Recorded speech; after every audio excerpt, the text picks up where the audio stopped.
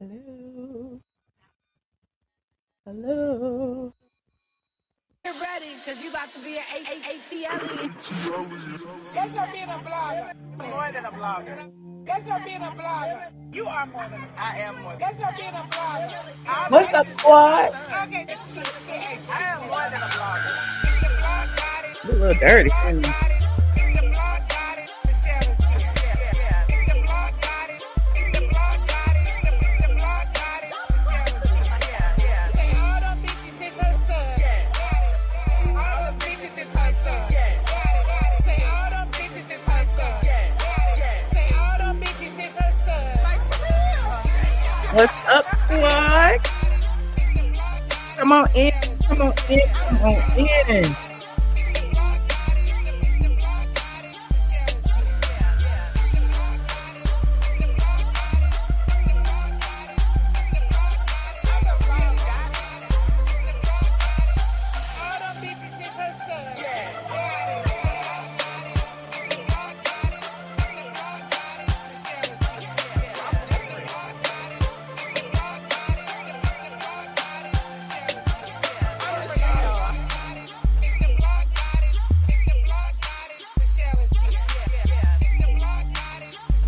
I'm still here, y'all. I'm still here. Come on in, come on in, come on in. I'd rather it start at the beginning than the middle, honey. I'd rather it start at the beginning than in the Get ready, middle. because you Put about to be the an heart in ATLien. the chat for Mama More Brown. than a blogger. I have been MIA again because I have to take trips to make sure my mom is okay.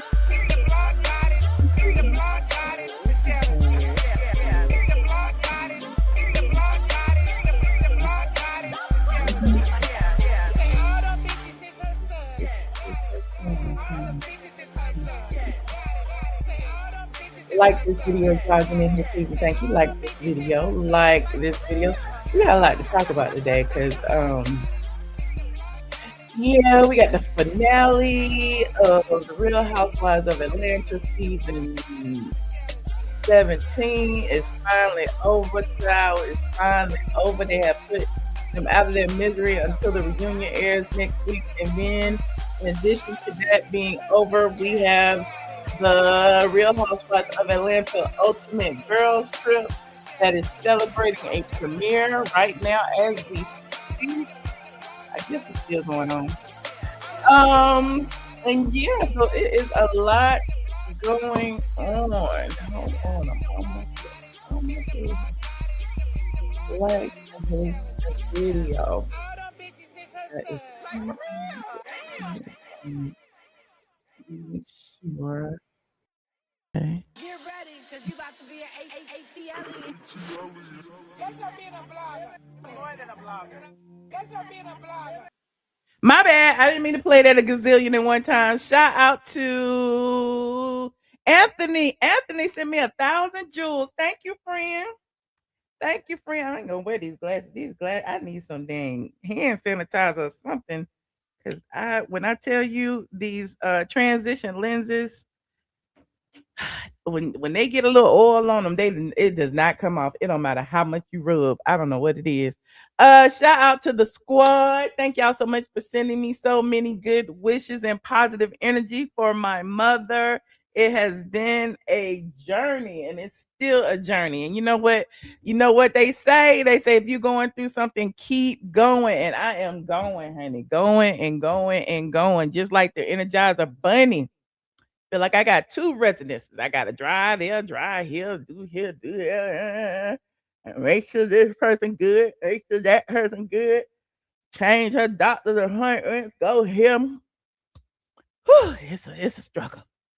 But I appreciate all of you who send me well wishes. I want to send also a lot of pink hearts to anyone who is going through this journey. Cancer is a hell of a journey. When I tell you, y'all are survivors. Even if you are a caregiver, a friend, loved one, family member, all of the above. If cancer has touched your life in any form or fashion, just know my heart is with you as well because it is not easy. It is not easy. Okay. Hold on. I see my little battery going there. You said it's hard being a caregiver. It is. It sure is. Angel number. It sure is. But I'm blessed to be able to do it because everybody's mothers and parents aren't here, and if they are here, just do what you can while you can. You know what I'm saying? And that's what I'm doing what I can while I can. So if I'm ever absent for a few days, y'all know why. Cause it's kind of hard to go live when you got all that going on in the house. I tell you. Anywho, like this video, please. Thank you. Like this video now. We have some good news, some not so good news, some funny news, some random news. We got all the news. Child. I don't know if I'm gonna get through. I was very ambitious. I was very ambitious when I did this agenda because originally I had planned to go live yesterday, and so I'm like, I just moved some stuff from yesterday to today, and then now it's like it looked like a whole long list of stuff. I'm like, who gonna talk about all that? I guess I am, honey. I guess I am. First things first, though.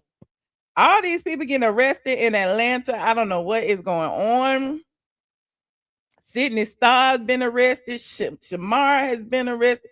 Everybody is getting arrested. I don't know what's happening. I'm just waiting on them to go pick up Mr. Manhands in a minute. They said people been connecting Mr. Manhands to a Sidney Starr. Now shout out to Sandra Rose because I get my tea from the bloggers. Sandra Rose, Tasha K, Bossip, whoever I feel like visiting that day. And Sandra Rose posted a very clear mugshot of Sidney Starr. And everybody keep talking about Sidney Starr when he, she, them, they got arrested. Looking like Big Meech, okay? They think I'm Big Meech. Larry Hoover getting work. Hallelujah. And so they made Sidney Starr take off their wig, okay, because they are now in the male side of the prison, having them a good old time, okay. That is what Sidney Starr looks like with all the filters and the wigs and everything. Okay. And if you don't know who Sidney Starr is the transgender woman who lied on Chingy. And Chingy has come out and said that his career was destroyed because he took a picture with a fan and that fan put it all online and act like they was having an affair. And back then it was very much so homophobic in the rap community. And yeah, he was alienated and people didn't want to work with him. And so he blamed Sidney Starr for that. But I digress. A lot of people feel like this particular arrest is karma. Okay. But we don't know, child. But anyway, Sidney was also on Loving Hip Hop. They was also on Zeus Network. They was also on some other streaming networks doing some things. They also been on, I think, Botched or something. So Sidney been around for a hot minute. Well, now Sidney has been arrested for sexual battery on a 14-year-old boy and was picked up at the Embassy Suites in Hateville. That's down there by the airport. Sidney alleged that the incident was consensual, but apparently Sidney doesn't understand that anyone under the age of 16 in Georgia cannot legally give consent, and even 16 is a little too young. Okay. And so they say that the person was in town. The young man was in town for some type of sports event, sports conference, and Sidney was following them all around the hotel and flirting and stuff. And you know how they do, walk around with their chest all hanging out and stuff. They very over sexual. And listen, the transgenders out there, please don't be offended. I'm just talking about the transgenders that be online. I'm not talking about y'all who live y'all life, as a woman, really. Okay, I'm talking about the ones that get online and try to be over sexual and center men and tell women how to treat their man and what they man do, and tell the women to get on prep and all of that. Like, they literally always do that. And I'll be like, what is going on? And so people be like, Michelle is transphobic. Michelle be beefing with this person, that person. And I'm like, no, Michelle, don't. Y'all need to realize that the people that are that y'all put front and center to represent y'all are not good representations. And so I'd be like, why don't y'all hold these people to the fire? Okay, why don't y'all call them out for the misogynistic and negative things that they do to women? I don't understand that, but again, I'm digressing. So Sidney, who happens to be, I guess, 37 years old, it says being housed in the special LGBTQ section of the Fulton County Jail in Atlanta.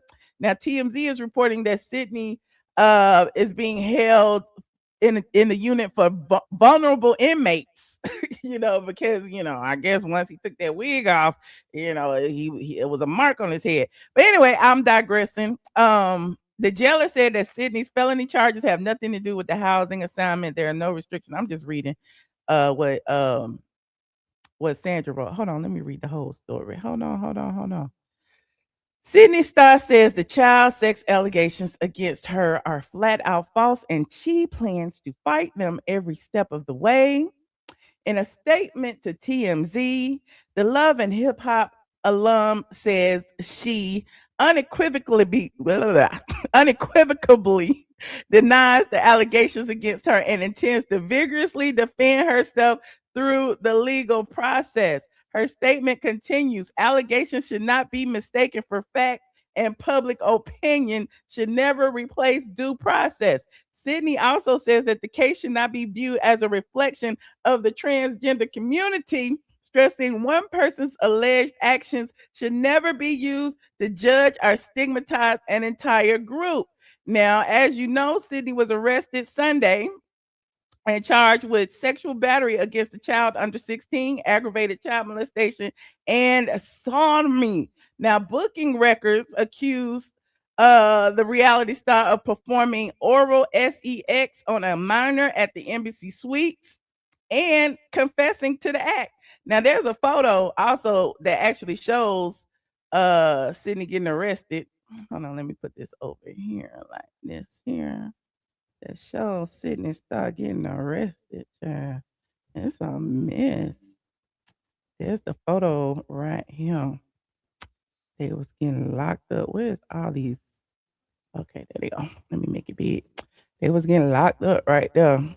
And so a lot of people have come out and spoken about it. I think Tasha K even did an interview with somebody who spoke to someone at the hotel, and apparently Sidney had been, communicating with the young man and made the young man tap his phone to her phone to exchange contacts, and then called the young man and had the young man come up to their room. And when the young man got up to the room, apparently Sidney tried to put that thing yang on him, and the young man realized that it wasn't really a woman. Okay, and then was trying to leave, and Sidney was trying to hold the boy. Allegedly, this is all alleged. And apparently, I don't know if what had happened, but it got far enough that Sidney Starr is now being held without bond in Fulton County Jail. You said that's a boy, not a young man. You right. It's a boy. My bad. It's a boy, a 14-year-old boy. Because if it was a woman, a girl, doing the exact same thing, we would say the same thing. But being that Sidney Starr is transgender, it's like people have placed a predatory mark on the transgender community. And listen, Kaya said it about T.S. Madison. They said that T.S. Madison had all of these underage people in they PORN movies. They be talking about how they, get young boys to join all of these gay houses and supply things for them when the family kicks them out, and they be underage and they protect them until they get of age. But I'm just saying, I'm just on the outside looking in. All I gotta say is protect your loved ones and don't be talking to young people, okay? Anyway, I'm digressing. You said throw them under the jail, okay? You said I heard he told his mom and she called the police. Oh, the mama called the police? I thought the mama said she didn't believe it. Thought the mama said she didn't believe it. It is so much going on. I'm just like, child, keep him in jail, child. Keep him in jail. Another arrest in Atlanta. Clock that T. Clock that T. Shamar has been arrested for battery. I'm like, what the hell is happening? What is y'all doing out there? Okay, who is Shamar beating up? Okay, so Shamar, it made it to TMZ. Okay, got a mugshot and everything, cross-eyed mugshot over here on TMZ, and said Shamar McCoy busted for alleged beatdown. And look at Shamar. Child, I don't know what's happening. Who was Shamar beating up? Let's read it and see. So, according to TMZ, reality star Shamar McCoy. Was Shamar in a reality show? I didn't know Shamar was in a reality show. I thought Shamar was rapping. Anyway, I'm digressing. Reality star Shamar McCoy was arrested for misdemeanor battery after he and his boyfriend allegedly beat up a man. Shamar got a boyfriend? I'm sorry, I didn't listen. That's not funny. I'm just like, Shamar got a man. Okay, well, look, and I can't even get a text back. No, I'm kidding. It said, according to court docs and online records, Shamar was taken into custody on Monday over an alleged November 2024 incident. 2024? We in 2026. So this happened 2 years ago. And he was released hours later after posting $2,000 bond. Was Shamar out? Sidney's still in. It says, per the doc, Shamar and his boyfriend, Alexander Green. Who is Alexander Green? Is that the who is Alexander Green? Is that the tall, dark-skinned boy he used to be with? What's his name? Y'all let me know, because listen, I just be halfway looking. But anyway, it said Shamar and his boyfriend Alexander Green went over to a man named Quentin McDowell's home after Alexander got into it with Quentin over the phone. Quentin told police Shamar and Alexander also brought a group of friends and claimed Alexander assaulted him by punching him in the face with closed fists multiple times before throwing him to the ground and kicking him. Can Shamar kick? I mean, he do that little dance. I didn't know. Is that is Shamar to do that little dance, ain't it? I am so confused right now. Yeah. Look, I'm scrolling. Shamar is the one that saying clock that. You better clock that. You better clock that. Yes, Alvo. Is that Alvo? Is that Alvo? Oh, y'all said it is. Shamar has committed all types of crimes over the years. Alex is Alvo. Oh, child, the dark. Oh, Lord. Not the social media people doing. They was over there fighting on the Bigo in 2024. So it was probably one of them fights. Lord. Okay. It says Quentin told police Shamar, okay, blah, blah, blah, kicked them in the ground. Yep, look, there goes Shamar. Look, there goes Shamar. He the one to be on the thing saying, clock that. You better clock that. Oh, this is a mess. I'm learning stuff today because I had no idea. Did they arrest Alvo too? Where is Alvo at? Where is Alvo? Did they arrest him too? Let me finish reading, child. What did it say? It said, what's more, Quentin told cops Alexander continued to kick him while he was on the ground. The alleged victim said video of the incident was recorded and uploaded to Instagram, which he showed to the police. Lord, is video out there of Shamar fighting? Lord, I want to see it. I'm so extra. The cops say another witness then told them Shamar kicked Quentin in the head before Shamar and the group left the scene in a burgundy Jaguar SUV. Who car they done stole? That's the other question. Who car? Let me see what's going on this. I'm gonna try to see if I can find this Shamar fight. I'm so nosy. I am so nosy. Y'all come in, please, Shamar. Let me see. Is it anything in here where he fighting? Oh, that's the one right there. Is that it? Hold on, what's that right there? Hold on. I'm over here trying to see this fight. Let me see. I just pulled up Shamar fight and see what came up. That's all. Look, he done bit somebody on the arm right there. Lord, what happened right here?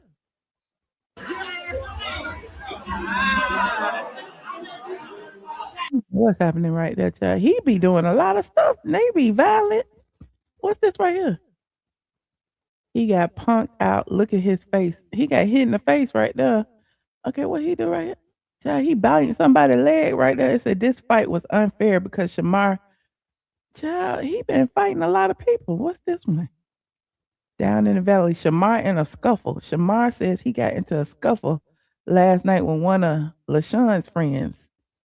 And baby, he lost a few braids in the process. He keep fighting. How many fights he gonna be in, Lord? Lord, and he was in. Wait a minute, he was in the hospital right here. He got beat up by somebody in the hospital after he and his man allegedly got into it. But Shamar cleaning up rumors and said his man never touched him. Beating on me. I see a lot of people keep DMing me saying this man beat me, this man did this, man did that. This man did not beat me. What happened was I was asleep. I got up and I tried to go and, you know what I'm saying, I tried to go and, you know, talk to one of his brothers to see where my nigga was. And that's when I hit my head on the metal thing. Child, I don't know what's going on. Okay, Shamar need to stop fighting. He been fighting. He keep fighting. Look, that's how he fighting right there. It's in 2024. That's all they be doing is fighting. He need to get child. Anyway, I'm digressing. He out on bun. That's all I know. He out on bun. So salute to Shamar. At least he ain't touching no little boys, allegedly. Moving on, like this video. Now, the other day I talked about Kandi and Todd. Well, Kandi going in on Tamar. And the people is mad at me. Because I said that Kandi should not have been doing that it was a little bit too much for the Grammy Award winner singer-songwriter to be all up on their voice trembling about the cry, cursing, calling another black woman a hoe and all that stuff sitting next to DJ A1. I didn't like it. And I'm standing on it. And I said what I said and I ain't taking it back. Now, one of the things that interested me about the whole scenario too, that I didn't deep dive in on, but you know, it is what it is, was the text message that Kandi allegedly read that Tamar claimed that she had seen Todd out with another man, and that, you know, Kandi need to join the prep circus, which got the gays saying that Tamar is homophobic. Now, I'm low key, you know, I be trying to think of the strategy behind all of this, because I feel like there was a reason why Kandi used her platform to do this. And I feel like Kandi is trying to stop the support of Tamar, because, you know, Tamar got a concert at the City Winery.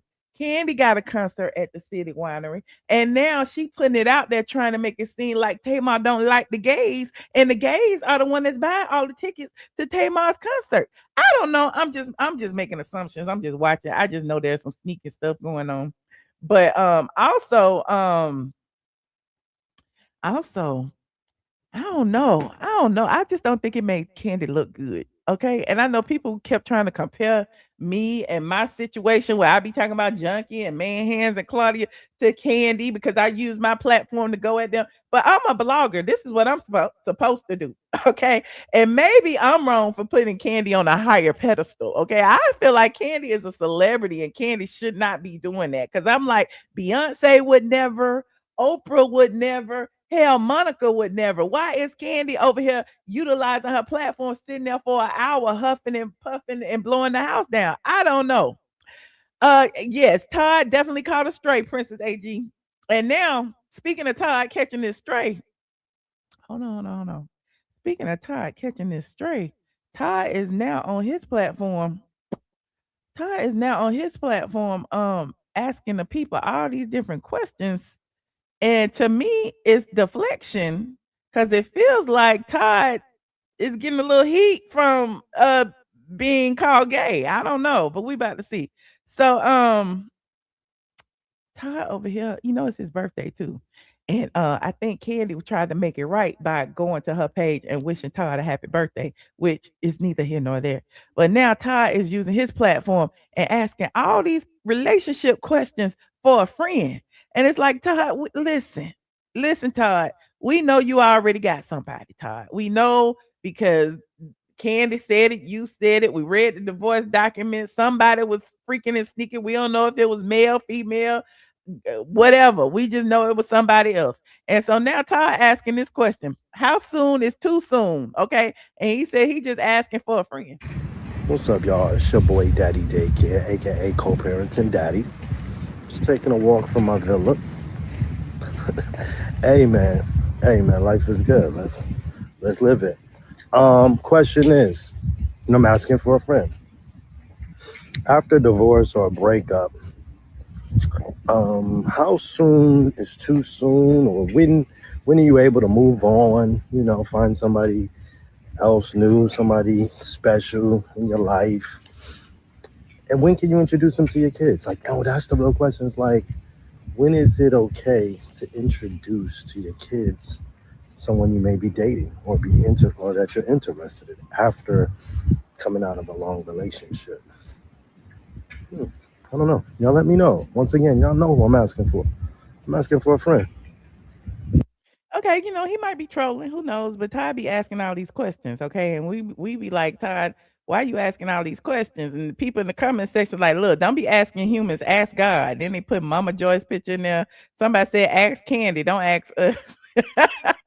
So they is dragging him. So Todd is I don't know if he's loving or hating the attention, but now he asking another question. How young is too young? Now, Todd, 14 is too young. You see what happened to Sidney Starr. But now Todd trying to figure out how young should he date. Hold on. Hey, what's up, y'all? It's your boy, co-parenting daddy. Oh, look at that sunrise right there behind me. Good morning. I'm just out here. Hey, so my question today, I'm always asking for a friend, is as you get back out there dating, how young is too young? And is there an age that's too old? So my buddy said if you're going to go younger, you got to go your oldest child's age and add 8 years. So my daughter Kayla is what, 30? So 38? But he asking for a friend. But he said his daughter is 30. Is that appropriate?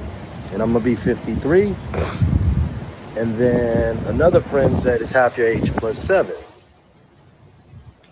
So I don't know.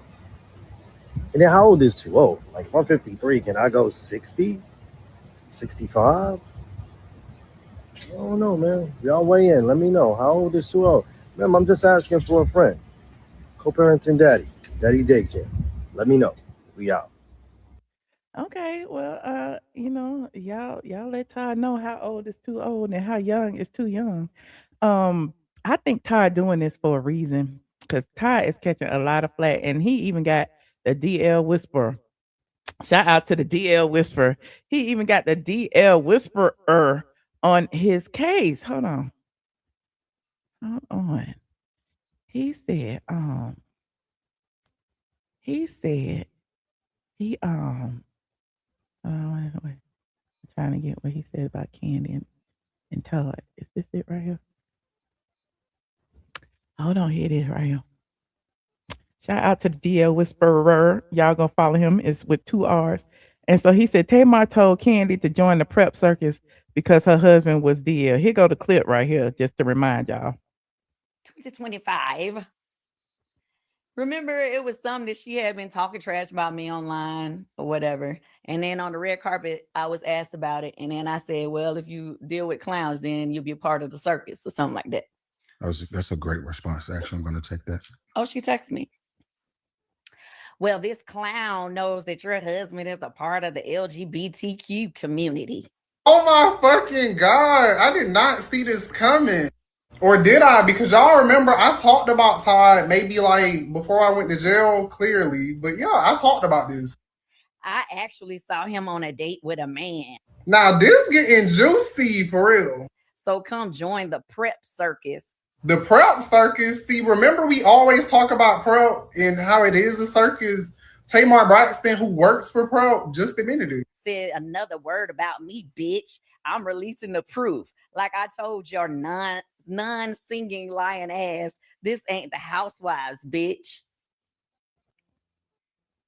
Now, this is some drama I can get behind. Y'all know I hate drama, but this type of drama, I live for it because everything is gonna come out clearly. Last year.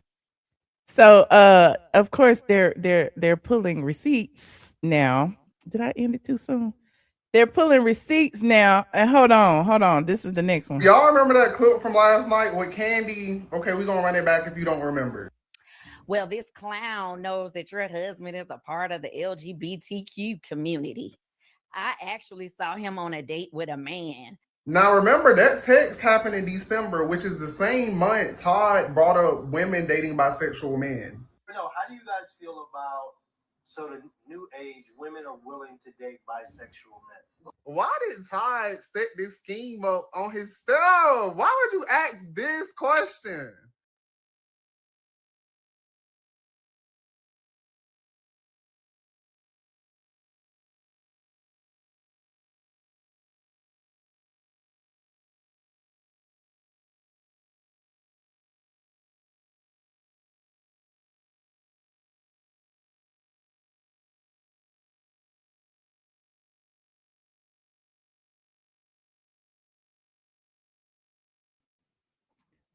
I froze again, y'all. Hold on. We still gonna keep going.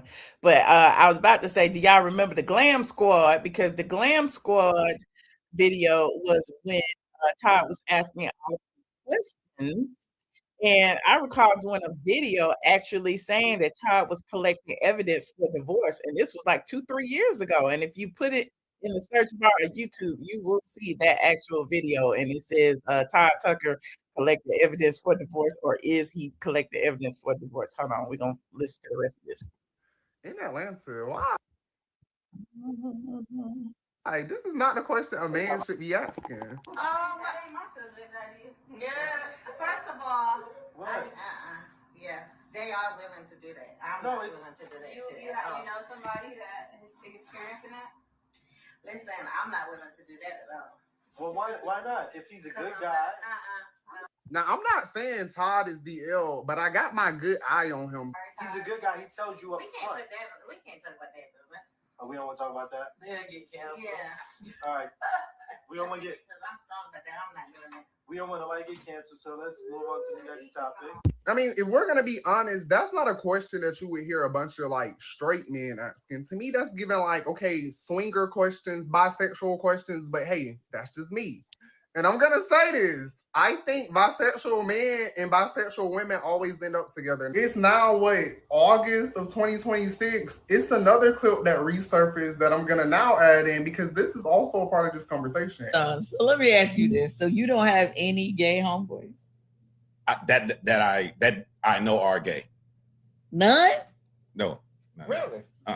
You cool with some gay guy? I'm cool with it, but like you saying, homeboys and cool with are Yeah, it's kind of hard to figure out. Things, it's like I don't have gay homeboys. I might have a homeboy that I don't know. He might be. That's what I'm saying, but he's not out. He's not out, and he don't know. So it sounds like he's saying he got some DL homeboys. Oh, time out. Ty, you was at a regular club, right?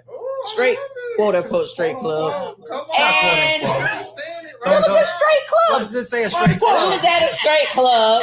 If there's a label for a club, but you was at a straight club. Okay. And you was with your homeboys, some of them being celebrity faces, some not. Right. And guys was buying y'all bottles.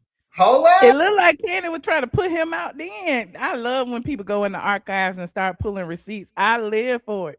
Because Kandi is really spilling it right now. I know Todd is so mad at her because, come on. There was definitely 2 bottles that were purchased for us, but they were fans. I'm going to just sip my tea and mind my business. Literally, when do I miss?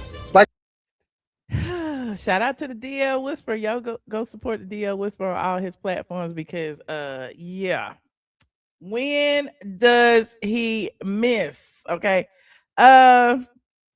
Moving on, like this video, please. Thank you. Like this video. I just thought it was interesting. I felt like Kandi may have been trying to throw Todd under the bus because I'm like, what was the reason? I'm still trying to figure out what's the reason. And when she did that, it really triggered a bunch of people to drag Tamar about her allyship. And Tamar got a huge gay fan base, okay, bigger than Kandi's. Okay, I don't see the gays going up for Kandi the way they go up for Tamar. And Kandi be trying it, okay, but here it is now.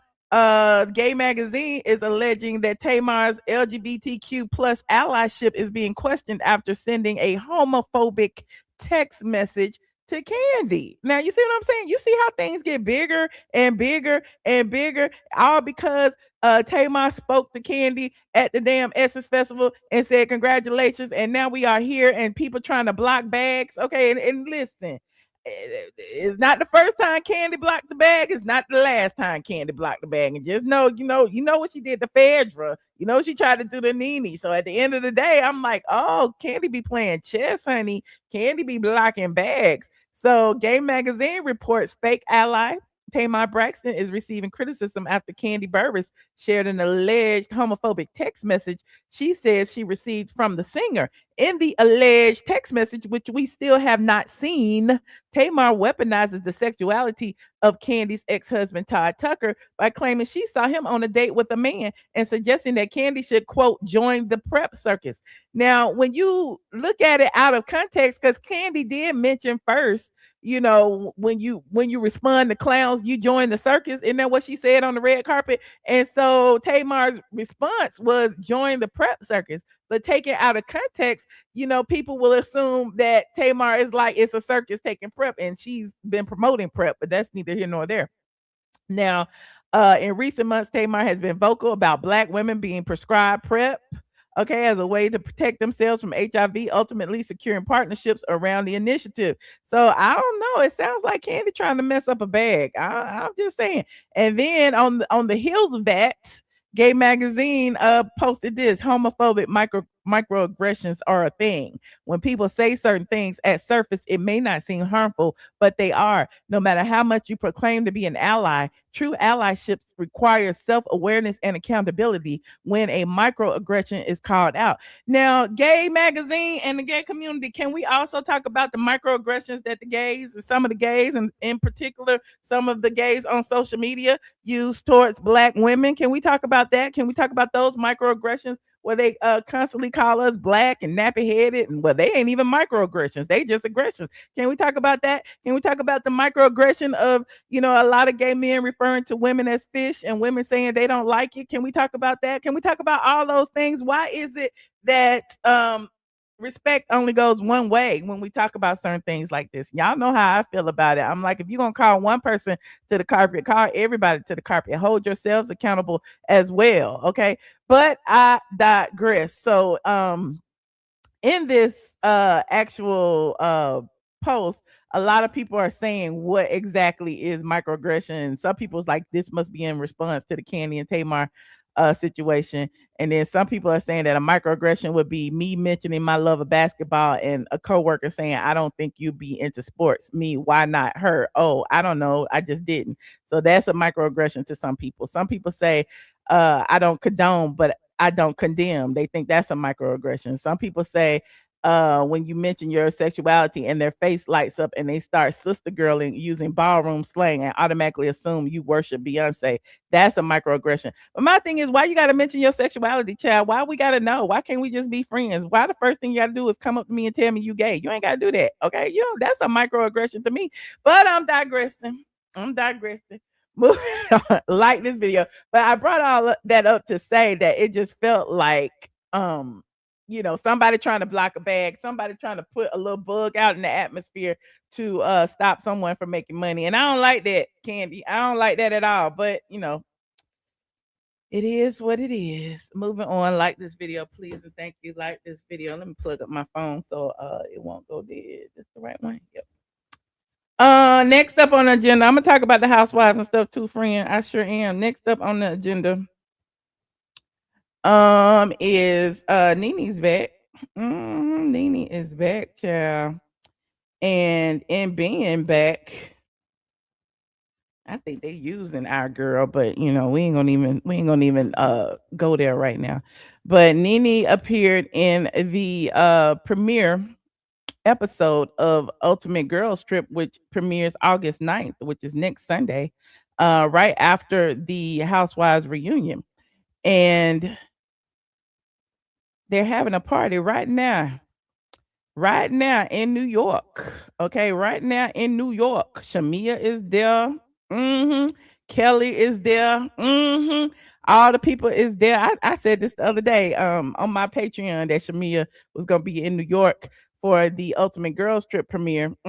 Portia is there, so it leads me to believe that Shamia and Portia make up, or they on the same page now. I don't know, but Portia is now the starrer, one of the starrers of Ultimate Girls Trip. Okay, and she's there in New York, okay, doing promo, doing press. And here are Shamia and Kelly on the red carpet, the Ultimate Girls Trip, Roaring 20. Okay, the housewives were invited. They look, they proving to y'all that nobody was fired, and I don't know why y'all was running with that anyway. Okay, there is Portia and Cynthia and who was that? Wendy on the red carpet. Okay, this was a couple of hours ago. So yeah, they are really pushing Portia. There go all of the ladies on the red carpet. Let me see what they saying. How you doing, Vicky? When does it go like that? Whoop it up! Whoop it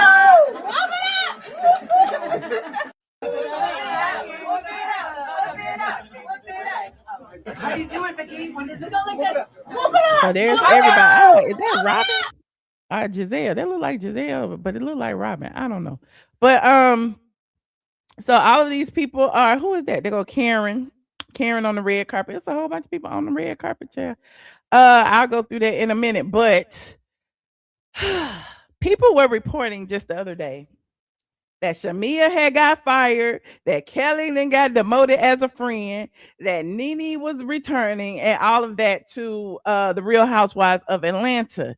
Now, Andy was quick to out fan them flames. Y'all put water on it, like don't even start this fire. And then he went ahead and told TMZ to run with it too. TMZ said NeNe is not returning to the Real Housewives of Atlanta. Interestingly enough, just hours after that, they dropped the Real Housewives of Ultimate Girls Trip, which showed NeNe in the first couple of seconds. Now, you wish it was true. I wish it was true too, child. I wish it was true too, but I already knew it wasn't. And you know why I knew it wasn't? Because I had heard through a little birdie that NeNe wasn't even invited to the Ultimate Girls Trip premiere party tonight, which I find is a slap in the face. They can use NeNe for all this promo. They could put her as like the episode 1, knowing that she is the most iconic housewife on the franchise, and then not even invite her to the 20th anniversary premiere party. Like, where they do that at? And so, just like Kandi be blocking bags, I feel like Andy is over there blocking bags too. Now, I was the first to tell y'all months ago that NeNe has settled with it's been about a year maybe, has settled with NBC Universal, has settled the lawsuit. They were through with arbitration. They were done. She was back in the good graces. Then she began hosting, red carpet events for E and all of that. Now, Bravo is under the NBCU umbrella, and apparently Andy has a chokehold on whoever is making decisions, and he is blocking her from actually returning to the Housewives per se. Now, she is on the Ultimate Girls Trip, which is kind of putting her foot in the door. But I don't understand why they being so messy. Hold on. And we're gonna show this clip. Y'all know the drill. Copyright disclaimer in section 107 of the Copyright Act. Allowance is made for what? Fair use. Now, here are a few images before I show the clip. Here are a few images as she was just getting to look, Portia and Simon's house. I don't even know what you want to call it. Portia's house, Simon's house that Portia's living in, Simon's house that, Simon, and I got some tea on that too. I talk about it on Patreon. But here she is. And they was like NeNe Leakes, The Real Housewives of Atlanta, season 1-7 and 10-12. Okay. NeNe is the most iconic. She comes to Portia's house and she helps Portia pack. She does a scene. Portia does a few confessionals, and they also show a little montage of all of the most iconic moments of NeNe Leakes. And so I'm sitting there going, this I don't like it. I don't like the way they did this. Hold on.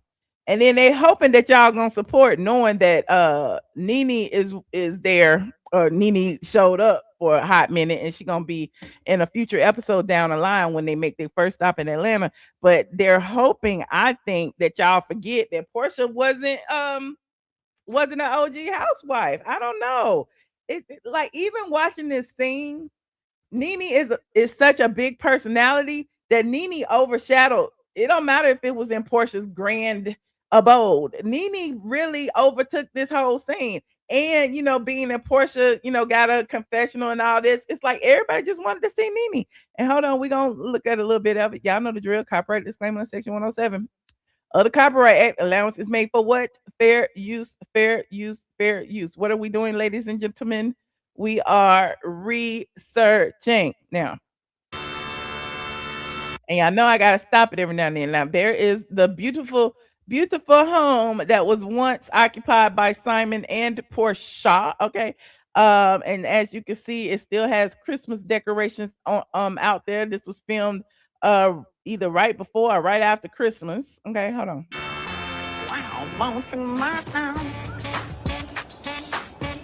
There go NeNe pulling up with her Birkin bag that Wendy Williams was talking about. You remember when Wendy tried to drag her Birkin, and that's why she was throwing shade at Wendy and Andy Cohen? Okay.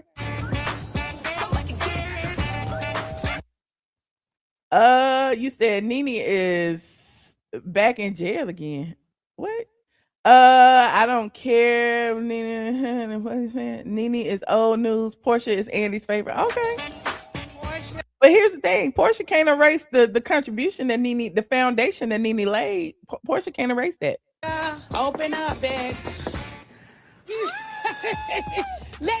So this was a pivotal moment. We were very happy to see this. Now we don't even have to watch the first episode. Now we don't even have to watch the first episode, but I guess we will. Shut it down. No, I'm over here looking at you. What's going on over here? So as you can see, it's Christmas. We got the Christmas decorations.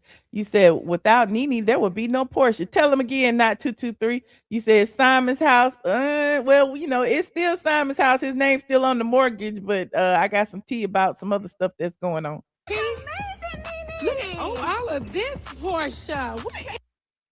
Portia got until February to refinance or sell. We're gonna see if she can pull it through. Cornbread. It's dragging a little wagon. Don't mind me. Long time no see. I know. Yes. What's going on, please?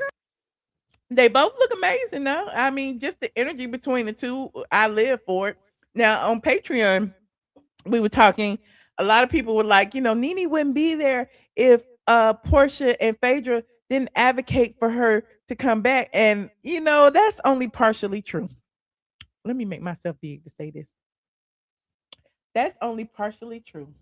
NeNe was invited back by an executive, okay?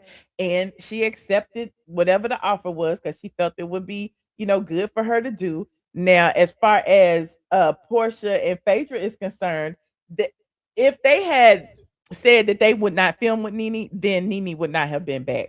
And because they agreed to film with NeNe, regardless of what that looks like, the door was open for her in that regard. Now, remember Andy said in previous seasons about Phaedra that none of the women wanted to film with Phaedra. That's why Phaedra wasn't back, when in our actuality it was just Kandi. But there's that. But yeah, that was the only reason that now Phaedra and Portia are taking accountability, saying that they brought NeNe back when it wasn't. And Portia, it benefited Portia to have NeNe back because, again, the outrage of Portia being on there as the representative of Atlanta, when everybody knows that NeNe laid the foundation, it would have been, I don't know, it would have been disrespectful to the fans, not just to NeNe. It would have been disrespectful to the fans. So I feel like they gave us this little bit and this little bit of montage just to appease y'all, to be like, all right, she came back. We gave y'all a little bit. Now go on about your business. Okay, but we're going to finish looking at it. Hold on. You said, I love Portia, but she is not an OG. Okay, that's what I be telling people. I don't know. People be acting like I don't like Portia. It's not even about me liking her or not. It's just about, I just don't like the way they treat our girl. I'm just packing. Well, I come over here to get you together. Oh, here we go. The last time we saw So I'm gonna say something too after Portia make this comment. Hold on. The last time we saw NeNe was season 12. That was the reunion during the pandemic, and she did the close of the laptop.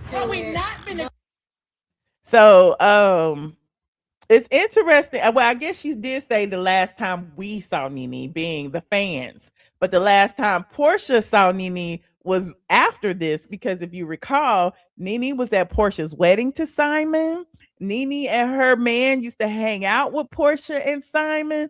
NeNe used to be at parties at Portia and Simon's house. And apparently when Portia left, Portia felt the ways because NeNe felt that, didn't know what was going on, and NeNe didn't reach out to her fast enough. And apparently that was why Portia blocked NeNe's bag on Netflix. Y'all don't remember all that stuff that happened? So it's not the last time Portia saw NeNe. It's just the last time the fans saw NeNe on the screen, which is interesting. Close of the laptop. What we not finna do is all you not finna direct to me. You're not gonna direct. Well, I can easily do this, bitch. I just happen to do it. Is her computer closed? It was still iconic. Okay, it was still iconic. You said NeNe was mean on those last couple of seasons. Her husband was dying of cancer. Why do y'all act like it? Oh God. Why do y'all give grace to some people and some people you do not? Why do y'all feel like, NeNe should be held to a different standard than, say, a Kandi or a Eva or, even a Portia? You know what I'm saying? Because her husband was literally in his deathbed, okay? And she showed y'all doctor's appointments. She showed y'all all the things she was going through, and she couldn't have an attitude. I'm just saying, it's weird to me. I've heard a lot, honey. We gotta catch up. We do need to catch up. You swimming in the lady pond? Ooh. Portia, you got. That's a cute little meme. You swimming in the lady pond and Portia taking the dive and NeNe twirling. You swimming in the lady pond? Ooh. Portia, you gotta tell me about this. NeNe like, child, you got to tell me about this. I would have never imagined you with a woman. You said Eva used NeNe to get on the show. We remember. Okay, NeNe twirled. Okay, the shade. Did you catch it? NeNe twirled. You said you mad at Portia for stopping NeNe's bag just like Kandi. Well, it is what it is. Listen, I feel like they only did this so that it wouldn't be a big outrage. Okay, and like I said, they gave the fans a little bit, and they even gave us a little history. It was like kind of just casual texting. And then all of a sudden there was this event that came up. So I was like, hey, you want to go? And she was like, sure. Like, what time I pick you up? Yeah. Girl, ever since. So, Portia and Sway, they are official. They got official in the finale episode, and they've been official all over social media. We've been seeing them for months now. Do we care? Absolutely not. But, Portia wants us to care. The housewives wants us to care. Apparently, if they work and get married, they'll be the first lesbian couple on the Real Housewives of Atlanta, and now they won't have to go looking for one, because they always be like, oh, we need a gay couple. That's what they need. They need a gay couple on the Real Housewives of Atlanta. Well, now Portia is giving you that. Portia been listening to the comments, and here it is. You said Portia didn't steal her bag. It's not her fault what Bravo did. No, nobody's saying it's her fault.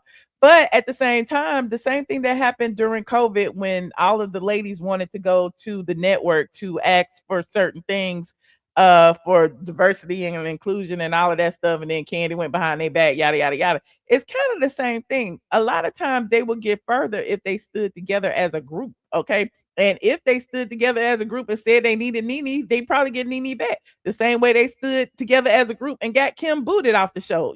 So it's interesting, because NeNe is the only reason that Portia's still there. Remember, she the one who advocated for Portia to stay after she drugged Kenya across the stage. And remember, when she came back as a friend. And then we are full blown in a relationship. This is so good. Let's go here. As long as you're happy, that's the only thing that matters. You said Portia and Sway is optic desperation at its best. Okay, I mean, I don't really care about it.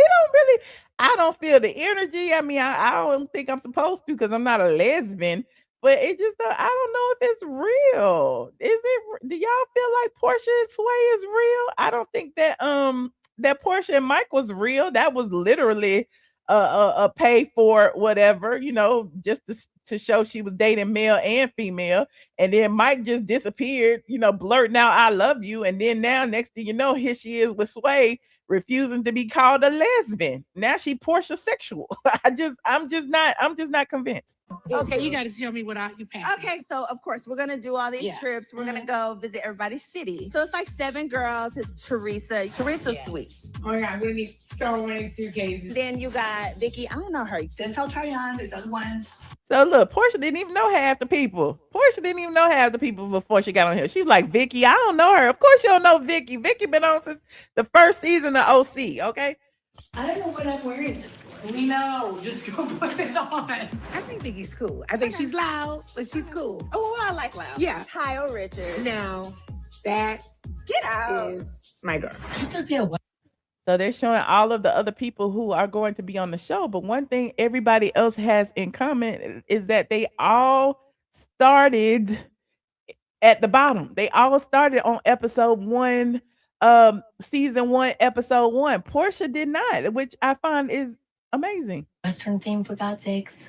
Yes, they're all A lot OGs. easier. Then you have Giselle. Giselle out of Potomac. Giselle and I are really close. Yes. This is iconic. Every night is going to be iconic. Giselle and I are really close. That TV crooked, it bothered me. Hold on, let me look again. Every Maybe night it's is just going me. to Maybe it was just turned. I don't know, but the TV was crooked. be iconic. Lisa from Salt Lake City. Girl, look at this for an 80s theme. Do you die? And then, Yeah, everybody OG. And then she like, and everybody and me. and who else? I think, am I missing somebody?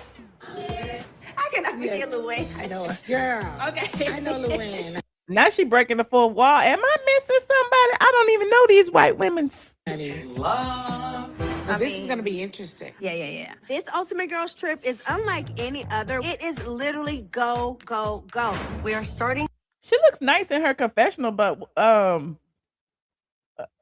what she look like she about to go to work on the grill with these damn gloves on. What is these gloves for? Are you getting ready to paint? I don't understand. Any other. It is literally go, go, go. We are starting in the OC, then heading to my town, Beverly Hills, Then we are headed to the ATL.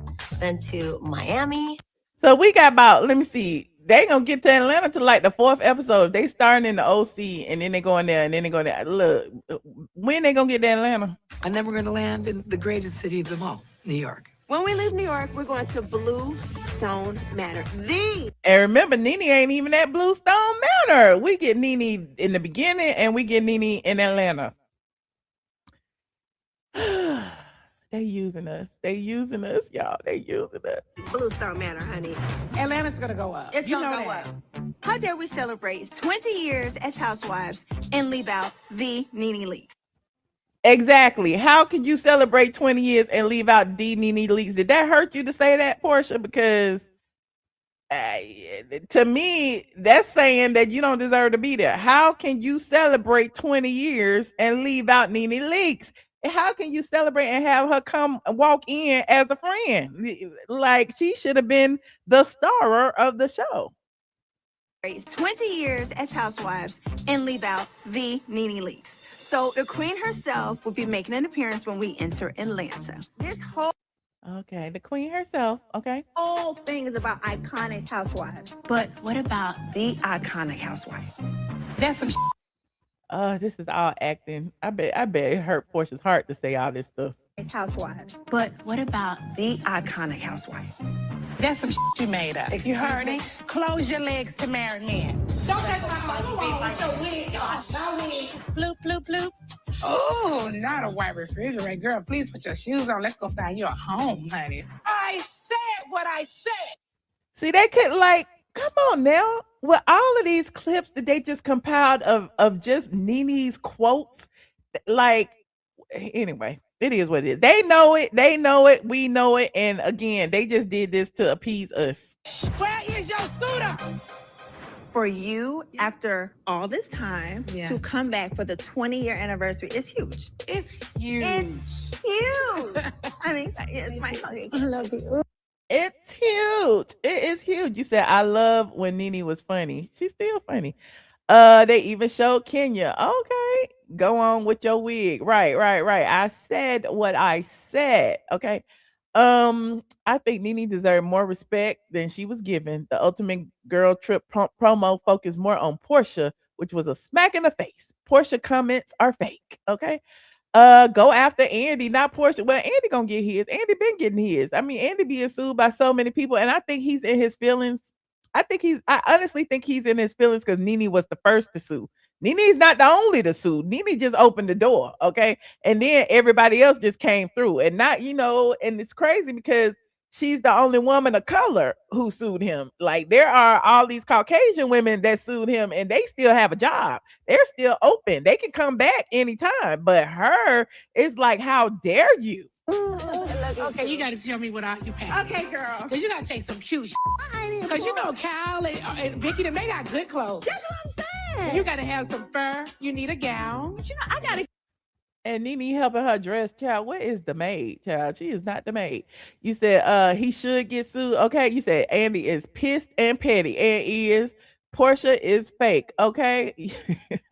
You said they wanted NeNe gone because she outshines all of the other housewives and does. And she outshines Andy Cohen. I think that's the problem too, because Andy wants to be a star.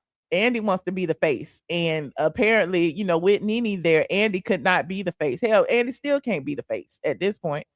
You said Portia is helping advocate for NeNe's return, unlike Bravo using NeNe for views. How is she advocating? I mean, Portia needed her too. But you're right. It's a good thing that Portia is helping. It's a good thing. But but Portia needed her too. Because without the heat of the internet would have came down on Portia. Just know. Get rid of this daggone holiday weight and love weight. You got that booty, Girl, you got that Trump. Baby, this thing got its own everything. Yes.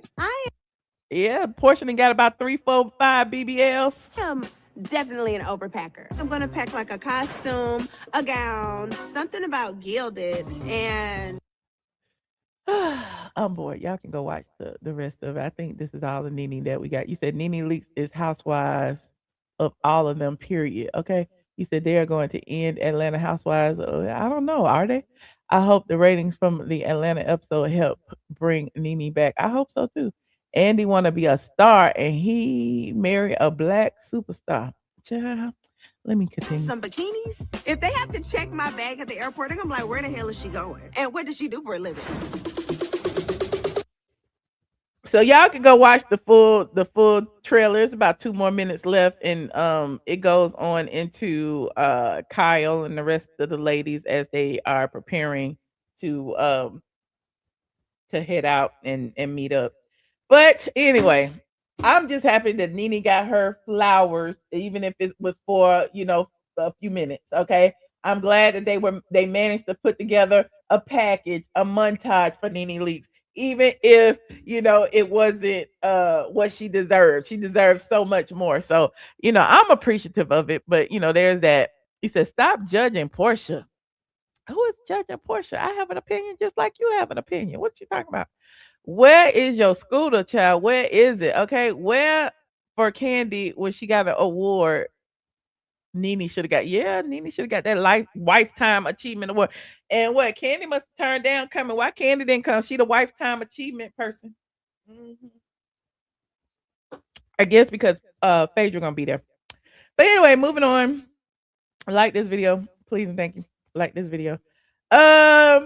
Am I gonna talk about this? I've been talking. How long have I been talking? An hour. I guess I'll talk about the finale episode. I gotta figure out my notes. I can't remember what. The Real Housewives of Atlanta, season 17, episode 17. People are saying that this was the best episode of the season. Now, it took them 17 episodes to give us an episode worth watching, which is really, really disappointing. It really is. It's like, what? 17 episodes to come to this? Now, this one episode, we finally get to see everybody's family, a little piece of everybody's family, when y'all could have been showing that throughout the entire season. Instead of it being about Shamia beating up on Shamia, beat Shamia with a bat, Shamia. But I digress. Now, This episode had a lot of interesting things happen in it. Phaedra and Kelly. Phaedra helped Kelly prepare for her divorce hearing, and apparently her husband during this time had filed so many motions with the court that they had postponed the hearing or pushed the hearing back because the judge have to review the motions. Phaedra gifted Kelly with a bra because apparently Kelly don't wear bras. And people actually showed the screenshot of Phaedra giving Kelly this gift. And it was funny because they're calling Phaedra out as a poser because she gave Kelly a Target bra in a Neiman Marcus bag. Hold on. Now a Target bra in a Neiman Marcus bag. Hold on, share screen. And they was like, Phaedra always for sure, ain't she? Ain't she? You know, Target sells Arden bras, and apparently the people had zoomed in on the tag, and it was a Arden ARDEN brand bra, and it's in a Neiman Marcus bag. Okay, so shout out to Phaedra for gifting Kelly a bra. Now I'm gonna digress for a hot second because I wanted to talk about how Kelly and Phaedra kind of fell out, and people were like, well, why they fall out when Phaedra helped her with her divorce? Like it's kind of weird that she's going back and forth with Phaedra. Recently Kelly posted this on social media, which was thanking Phaedra, but the people say this wasn't really thanking Phaedra. Hold on. This was not really thanking Phaedra. In fact, it was actually throwing shade because Phaedra's here it is right here. Phaedra's law firm is the Parks Group. Okay. And so Kelly posted this and said, Phaedra, thank you to you and your entire team at Washington Legal Group. I truly appreciate the time, effort, and dedication you pour into my case, and most of all, the win. This victory allows my children and me to begin a beautiful new chapter in our journey together. Although I've been in this fight for over 3 years, I also want to acknowledge and thank everyone who has been a part of this journey along the way. Every person who stood beside me and helped me bring me to this moment. Lady of the Glen, but seriously, thank you for not only sharing your legal knowledge, but also your wisdom and experience. Your guidance meant more to me than you'll ever know in real life. They say win the case, and that's exactly what you did. So when she put Washington Legal Group, it's like, why you didn't put the Parks Group up there? Is Phaedra in a different group? So I don't know if she was just throwing shade or if she was really being thankful that Phaedra helped or assisted, or she's proven that Phaedra was just the face while there were other attorneys who were actually working on the case. You said the office they met at said Washington Legal Group on the wall. How is it shade? Because that's not Phaedra's law firm. That's why. I'm just saying. I don't know. It's called Phaedra. It's called not Phaedra Parks Legal Group. Parks Legal Group is Phaedra's law firm. You said unless she's a part of Washington Legal Group now, maybe she moved. Child, I don't know, but she's always been Parks Legal Group. She get thousands of free attorney cheap bra is all she gets. Okay. You said I believe she was actually thankful. Okay, well, good. Okay, let her be. Okay. Well, maybe I'm just reading too much into it because I don't know. Because Phaedra used to be my attorney, and I know it's Parks Legal Group, but I digress. Now, what else happened here? Portia and Sway. We talked about that a little bit when we watched the Ultimate Girls Trip. Portia and Sway finally made it official. Portia finally talked to Sway about it. They finally confirmed that they are an item, a couple. Of course, Sway had the "What are we?" talk. That's how Sway a girl, because Sway was like, "What are we? What we doing? Okay, what we doing?" Most men don't care. Most men just gonna ride it out. They just gonna ride it out. As long as they get relationship stuff, as long as they can call you, go out, as long as they can have a dinner date, all of the above, in their mind, y'all go together. Y'all don't have to put a title on it. It's most of the time the women that want a title. So Sway asked what they were. Portia said, she don't know. All she knows is that, she feels good when they're together. And she said that, Mike's out the picture and it's just Sway now. And Sway said, brought up an old clip where Portia was told you're gonna have to worry about a lesbian. And I found that interesting because I'm like, does that mean that Sway is a fan of the show? Is she bringing up quotes from old episodes, or was that planted by production? And Sway is just an actor, just like Mike. I don't know. I digress. But Sway brought up that, and they pulled up the clip to prove it. That Portia was warned, to be careful of the lesbians. Okay. And then Portia, said that, she's not a lesbian. She is homosexual. She is Portia sexual, and she didn't like the term lesbian. And Sway said they don't have to put a label on it or whatever, but now they are together. You said you don't like Sway for Portia. You said, okay. You said, I wonder how Portia made it up to Mike. Ooh, Portia is the real flip flopper, whoever and whatever. Do y'all believe that Mike was really a real suitor, or do you believe that he was a hired hand? If he was a rent-a-man, I don't know, because he was giving rent-a-man to me. I didn't see any type of chemistry. When he was first at the black dinner, the first episode when they was pretending to get married, I just didn't see it. Like, Portia never went to his house. He always came to Portia's house. I've always been told that's a red flag when you dating a man. Why all Portia's dates had to come to her house?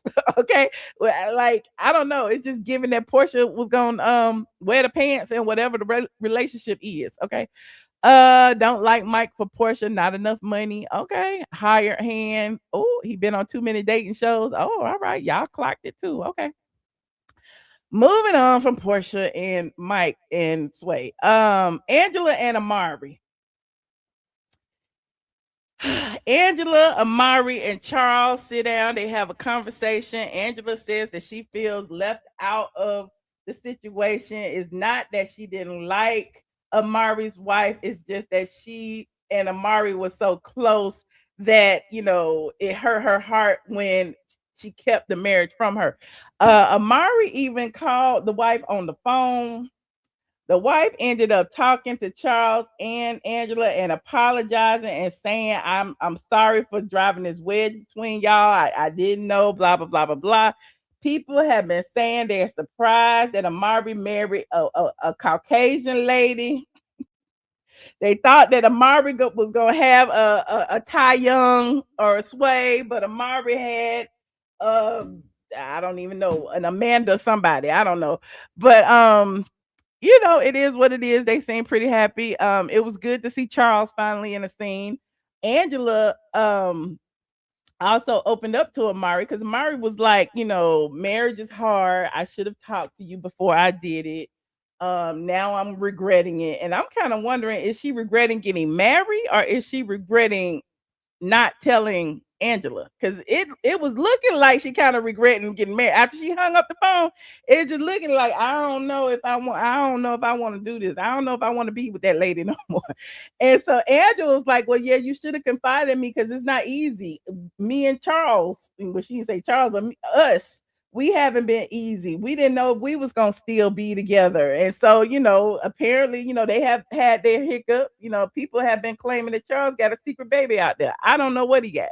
But the money problems, the things like that. Charles have even, made little snide comments about Angela bringing more money into the house. Angela lost all the money with the investment properties and stuff. So, money is always a big factor when it comes to relationships, even if the husband has a lot of money. Okay, he don't want to lose it. He don't want to throw money away. So I'm sure that may have drew a wedge between them at some point.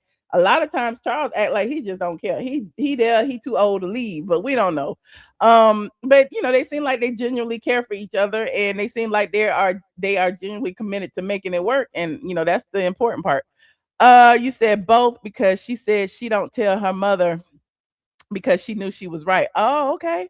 When I seen how the girlfriend look, well, we didn't really even see the girlfriend. We saw the girlfriend from the neck up. We don't know what. We don't. Let me go look. Let me go look and see what the girlfriend looked like. Hold on, being shady.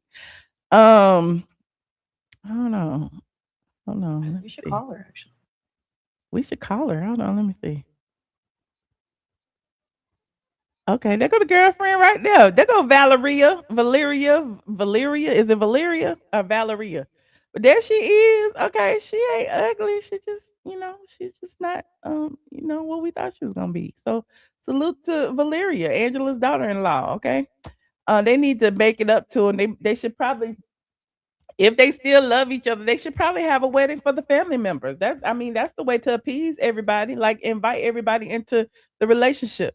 College B-Ball said, Portia's lawyers requesting Simon's unpaid debts be deducted directly from 50% share of the house equity. They want to buy him out for less cash or nothing at all by offsetting his court ordered debts. Oh, okay. Thank you. That's interested. I listen. I had to talk about that. I want to talk about it so bad. According to the prenup, though, and we did, read the legal documents. According to the prenup, I don't think they can do that. I'm sure her lawyers can request that, but if they're going by the letter of the prenup, that can't be done. But who knows what may happen. Hey Arnett. You said Charles is sick of them. I don't know. Charles seemed like he was over it. Cause they was like, Charles, what you think? He was like, I don't know, it's on you. He was like, I don't know. Look, hold on, here it is right here. He was like, I don't know. She should have got married. She had to make her own decision. I hate to say it, but she made it's her decision. I don't know. Why you asking me? I was like, leave me out. I'm just here. I'm just sitting over here drinking my coffee. And you told me you wanted me to be in this scene. So I don't know. Okay. But salute to Amari and Angela. They had another confessional. And I said that earlier this season, how Angela was pissed off at Shamia for telling Amari that she was nicer than her mother. And all of y'all was like, well, she shouldn't be talking to her child at all. And I'm like, this is a grown ass woman. She married. She had a whole confessional. She is a part of the cast at this point. I don't know if she got paid or whatever, but she did a confessional by herself. So here she is again in a confessional with Angela. Why she couldn't have had a conversation with Shamia? Because they gave Shamia some water and Shamia made a comment. Move on, okay? Charles love Angela. I believe there's some love there. I do. Moving on. Like this video. What's the next part? Hold on. Let me see. I'm going through the scenes one by one.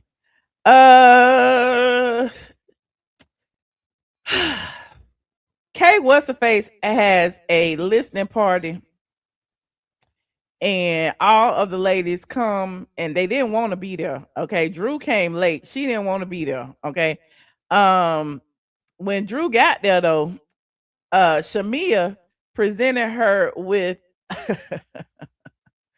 with a statement that said, she owed $2,200 for bringing a horse on her property, and it was for damages. Okay, and the people was like acting like Shamia shouldn't have did it, but why shouldn't she? Like, who brings a horse to somebody's house knowing that the horse is gonna poop and everything? Okay, and so here it is right here. It said damages and property impact. Your illegal conduct resulted in horse defecation on our client's property, requiring professional cleaning and sanitation. Lawn landscaping damage from the animal's weight and hooves. Exposure of our client to HOA penalties and enforcement actions. Unreimbursed time and expense addressing the violations. So apparently she got a violation from the HOA and she went and got a legal letter. That's what it looked like. And this looks like a demand letter from her attorney for Drew to reimburse her for all the fees that she got from her HOA. And it says demand for compensation based on the foregoing violations and damages. Our client demands $2,200 itemized as follows: professional cleaning and sanitation service, $800, property restoration, landscaping, $700, administrative costs related to the HOA compliance, $200, legal costs incurred to date, $500. So she paying $500 for them to write the letter, okay? And then all the rest of the stuff to get the poop up, to repair the grass, all of that. Yeah, so don't be bringing no horse to nobody's house. And so some people say that Shamia was corny for doing that, but I'm team Shamia on that too. Okay, I'm just team Shamia, period. Y'all ain't gonna never get me to hate Shamia. Okay. You said HOA catches everything. Okay. Do you know where Shamia lives? In the middle of Buckhead, down the street, round the corner, down the street from the Atlanta Historical Society. Like, please, please, please, please, Drew, pay that money. And you know Drew ain't got it. She barely pay her hairdressers and stuff. And what else had happened? Hold on. Here's what Drew responded when she got the notice. Drew was like, who gives the Girl, why are you putting these falsified papers in front of me? Not the falsified papers. Why everything got to be falsified? And you know, Drew's face was swollen from her BBL. If you notice, she had just got her BBL. That's the brown outfit she had when she was showing y'all that she had just got her BBL. She just put on a sweater and did some confessionals. Me, there's no pictures, no evidence. If you need help with your taxes, just say so. Why it's got to be pictures and evidence? Don't be bringing no horse to nobody's house. Period. Okay, you know that horse pooped on that lady lawn. Anyway, moving on. Like this video. What else happened? Kay What's Her Face was singing all her country songs. She was up there yodeling, child, sounding like she was just hooting and hollering. She was sounding like goats. Okay, I was like, what the hell is all of these goats up here singing? And then she got the ladies to sing too. And the ladies were sounding like goats too. And I'm like, why is everybody sounding like goats? Okay, here it is. Yeah.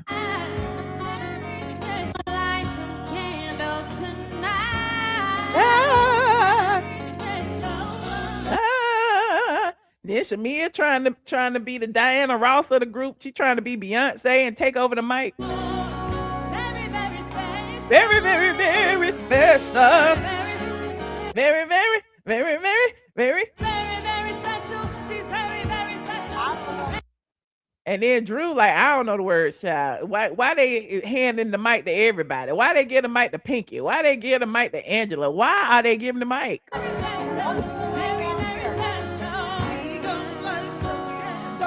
And look at Angela. We go. What is Angela doing? Is she rapping? Is this? What is this?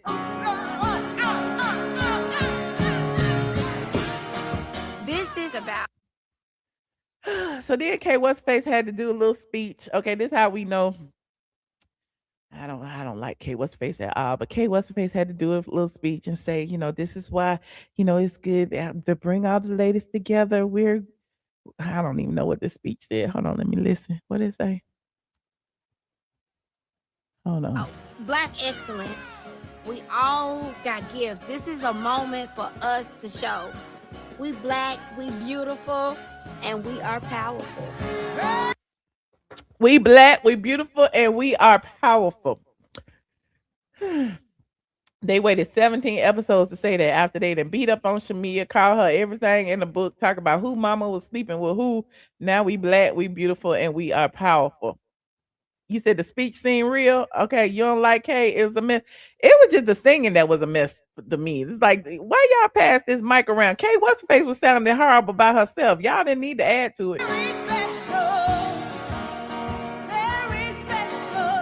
And look, there go Kay What's Her Face husband and Cynthia boyfriend over there on the sidelines dancing. And why he be wearing that big ass hat all the time? And there go Pinky singing. Pinky just yelling.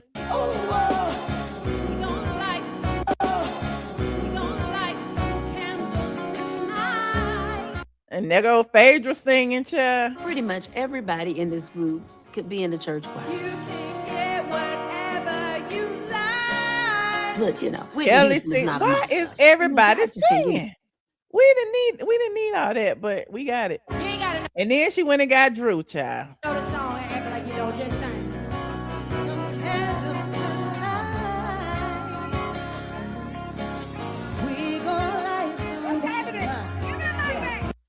So nobody, you know, Drew didn't even want to try. Okay, Drew had something else on her mind. Okay, Drew was like, "Look, I got some other business to tend to, so hurry up and get off this stage, okay? Because I need to talk to you." So Drew and K Michelle ended up clashing. Okay, once Kay What's Her Face got off the stage and changed clothes, but she didn't change clothes. She came over there, and then I don't know. It seemed like it came out of nowhere. But Drew was like, you know, I don't understand why you had to lie about knowing Black. Okay. And K What's the Face was like, I don't know him. And then Drew tried to pull the text messages out of her phone again. We already saw the text message. Okay. We already knew K What's Face was lying. We saw K What's Face on the first episode say, hey, to Black when he was on the phone. But apparently K What's Face don't want to be associated with Black because Black been involved in scandals. Okay. Now all of a sudden, she forgot that she sent them hey handsome texts. And she forgot that he had asked her out. She forgot all of that. And I guess I don't know if it's because her new husband was there. I don't know what it is, but she was claiming she did not say any of that. And we saw her say it. And when Drew was trying to pull the damn text messages out, she ended up falling on the ground, child. She ended up falling on the ground. Okay. I'm like, Drew, how you had fell? I don't understand. I don't even know what she had tripped on. You said, hey, handsome, February, bitch. Tripped over the pants. I heard.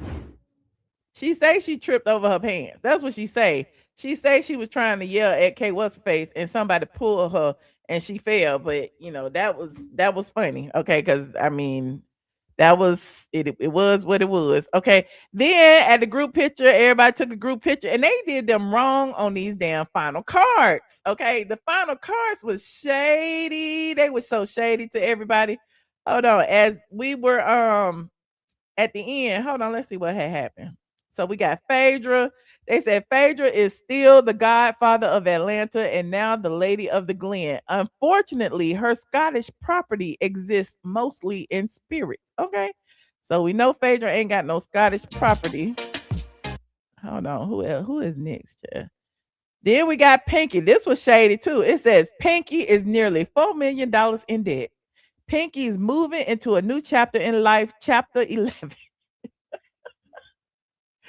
Not chapter 11. After filing for bankruptcy, she's on TikTok teaching the haters, do as I say, not as I owe. Oh, Pinky, this gonna live in perpetuity. They calling you broke, okay? But salute to Pinky. We did see that, she is expecting and she will be announcing that on the reunion.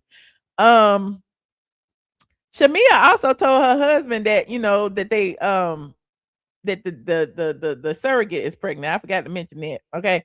But now it says after quite a year of navigating friendships, Shamia's business life took a hit. Rum bum may be done, but Shamia is on to her next venture with Gerald by her side. The two are launching a perfume line. Okay. So salute to Shamia on launching her perfume line and salute to Shamia on expecting. Okay. They showed this clip, which was 3 months later.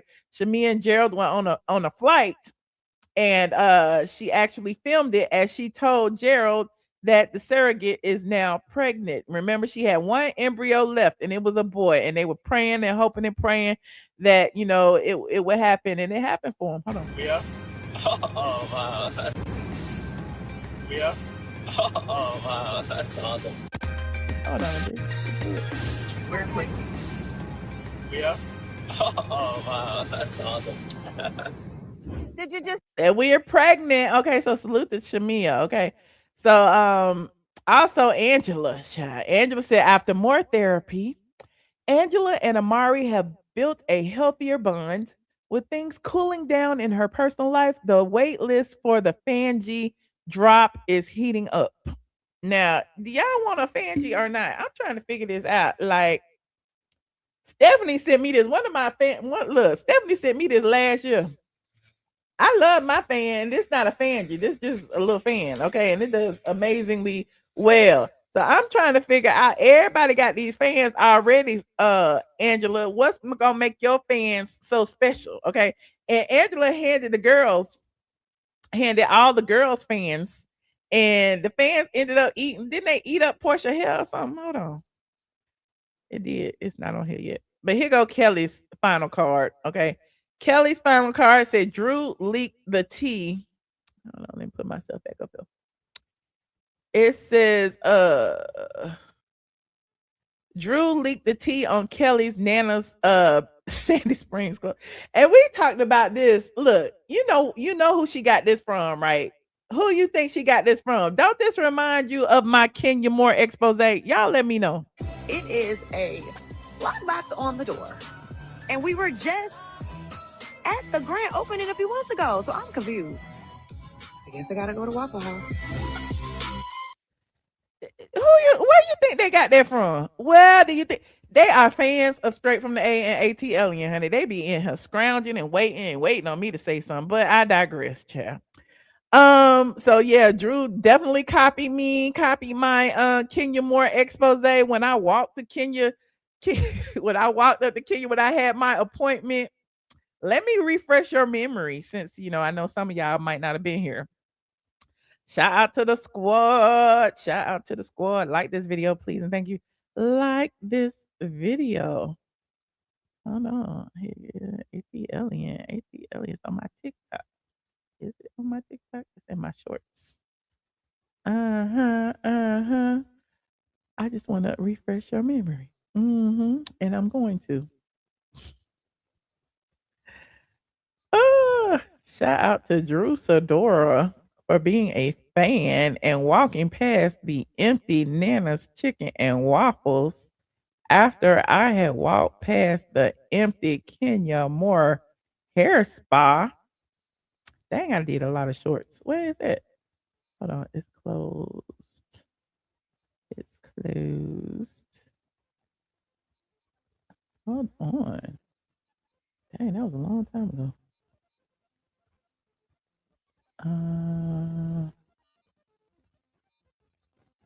Hold on. I almost got it. I'm just scrolling.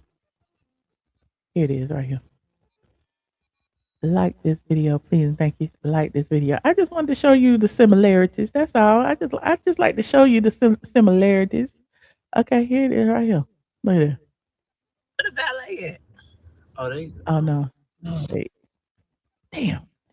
It went to the back to the beginning. Now I gotta scroll way back there. Hold on. Let me just go to TikTok. Call it a day. YouTube be acting funny.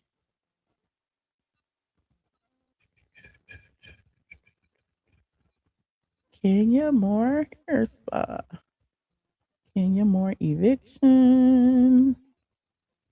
Okay, here it is right here.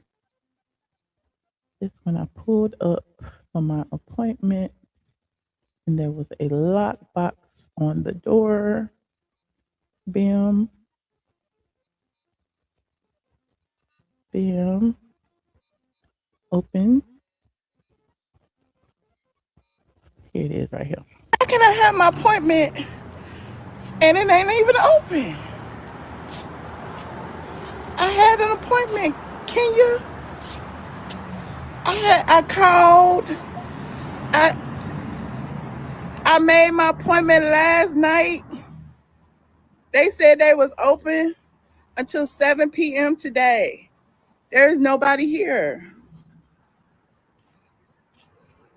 And there was a lockbox on the door. And there was a lockbox on the door. So I was like, okay, look, there it is. The Right valet there. at? It's really nice. Appointment. You got a lockbox on your door. Hold on.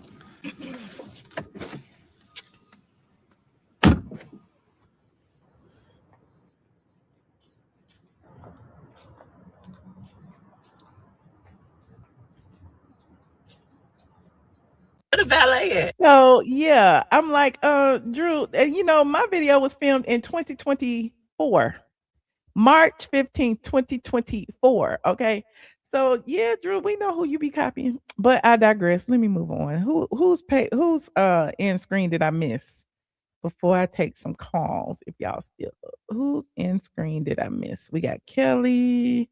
It said Drew leaked the tea on Kelly's Nana's Sandy Springs closing, and while her kids got cleared to film, Kelly's legal battle is far from over. Okay, now look at Drew's like it don't look familiar to you. That didn't look familiar. Lockbox on the door, and we were just at the grand opening a few months ago, so I'm confused. That don't look familiar to you. I'm just saying. I don't know. It looked familiar to me as soon as I saw it. Who's next? Let me see. 1 month later. What had happened 1 month later? He was in contempt of the order and mandated him to be incarcerated until he purges $31,000. I don't want to tell my children that their father is in jail. Oh, Kelly got her ex locked up. And did you see Phaedra with her court wig on? Did you see Phaedra with that court wig on? Child, Phaedra don't be playing with when when she go to court, honey. She leave them blonde wigs at home. What else happened?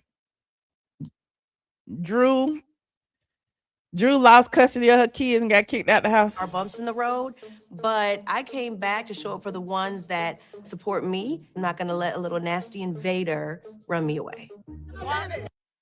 Okay, that was the end. Oh, there it is right there. Drew and Ralph finally reached a settlement in their bitter divorce. Reportedly, Drew was ordered to leave the marital home, lost primary custody of her children, and is required to pay monthly child supports. Now, remember, she was ordered to leave the home initially. Then she petitioned the court to stay. And then the court actually reversed that order and said that she could stay and that Ralph has to pay her $145,000 for her to leave. So there are all of the ladies, okay, at the end. And, K What's Her Face. Oh, I forgot about K What's Her Face. K What's Her Face long anticipated country album dropped on July 31st. Nobody heard it, and she's yodeling her way all the way to the bank. I guess with a Bravo check, because ain't nobody buying her music. Okay, not the way she was singing. And then we got Portia. Portia and Sway are still going strong after 8 months, taking family vacations and living their best lives. But despite the AI-generated rumors, her ring finger will still go naked. I mean, I don't know why y'all kept saying Portia was engaged to Sway. I kept telling y'all that was fake news. Okay, apparently some people was running with it. Okay, so yeah, I don't know. What would y'all give the final episode? 10 being the best, 1 being the worst. I would give it probably about a 8. Maybe a 7.75. It was better than the whole season. I don't know. And so I guess I'm looking forward to the reunion. Now, as you know, a lot of blogs have been reporting that Shamia had been fired because it's this big hate campaign against Shamia. It drives me crazy. I have told you how I feel. I know a bunch of y'all be like, Shamia is just lame. Shamia is just corny. Shamia is just unlikable. Shamia. And I'm like, but nobody can tell me exactly why. People keep saying, well, Shamia shouldn't be on the show. And Shamia should go take care of her husband. And Shamia. And I'm just like, but why? Like, Angela has a husband. Why y'all not saying Angela should go take care of her husband? K What's Face has a husband. Why y'all don't say K What's Face need to quit and go take care of her husband? Why is it that Shamia should quit? I feel like Shamia deserves her spot just like anybody else, okay? And she doesn't have to be likable. And I hope she embraces that unlikable situation. Now, as the blogs were reporting that, Shamia and Kelly were gone and that NeNe was coming, Andy Cohen was quick to tell y'all that's a lie. That is a lie. And we were saying earlier in this episode how Andy is really hell bent on blocking any positive press when it comes to NeNe Leakes. Just like when she was filming Ultimate Girls Trip and people were acting like she was going to be a part of the cast, Andy was quick to go to his platform to tell people, not so fast. She will be making an appearance now. She'll make an appearance. She's not a part of the cast. So when it was being reported that NeNe may, come back for season 18, Andy was quick to go to his platform and say, not so fast. Here he is right here. Here's what he said.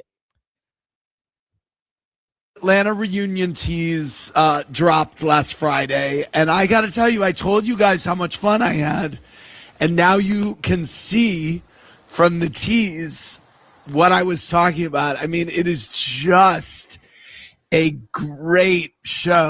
Nobody got no letters. Nobody got fired. Nobody this, nobody that. At the end of the day, they normally don't even make casting decisions until after the reunion airs, after part 3 of the reunion. That's when they traditionally mail out pickup letters. But Andy shuts down the rumors and basically said that all the cast is coming back. That's what he said. Oh, and a lot of fun.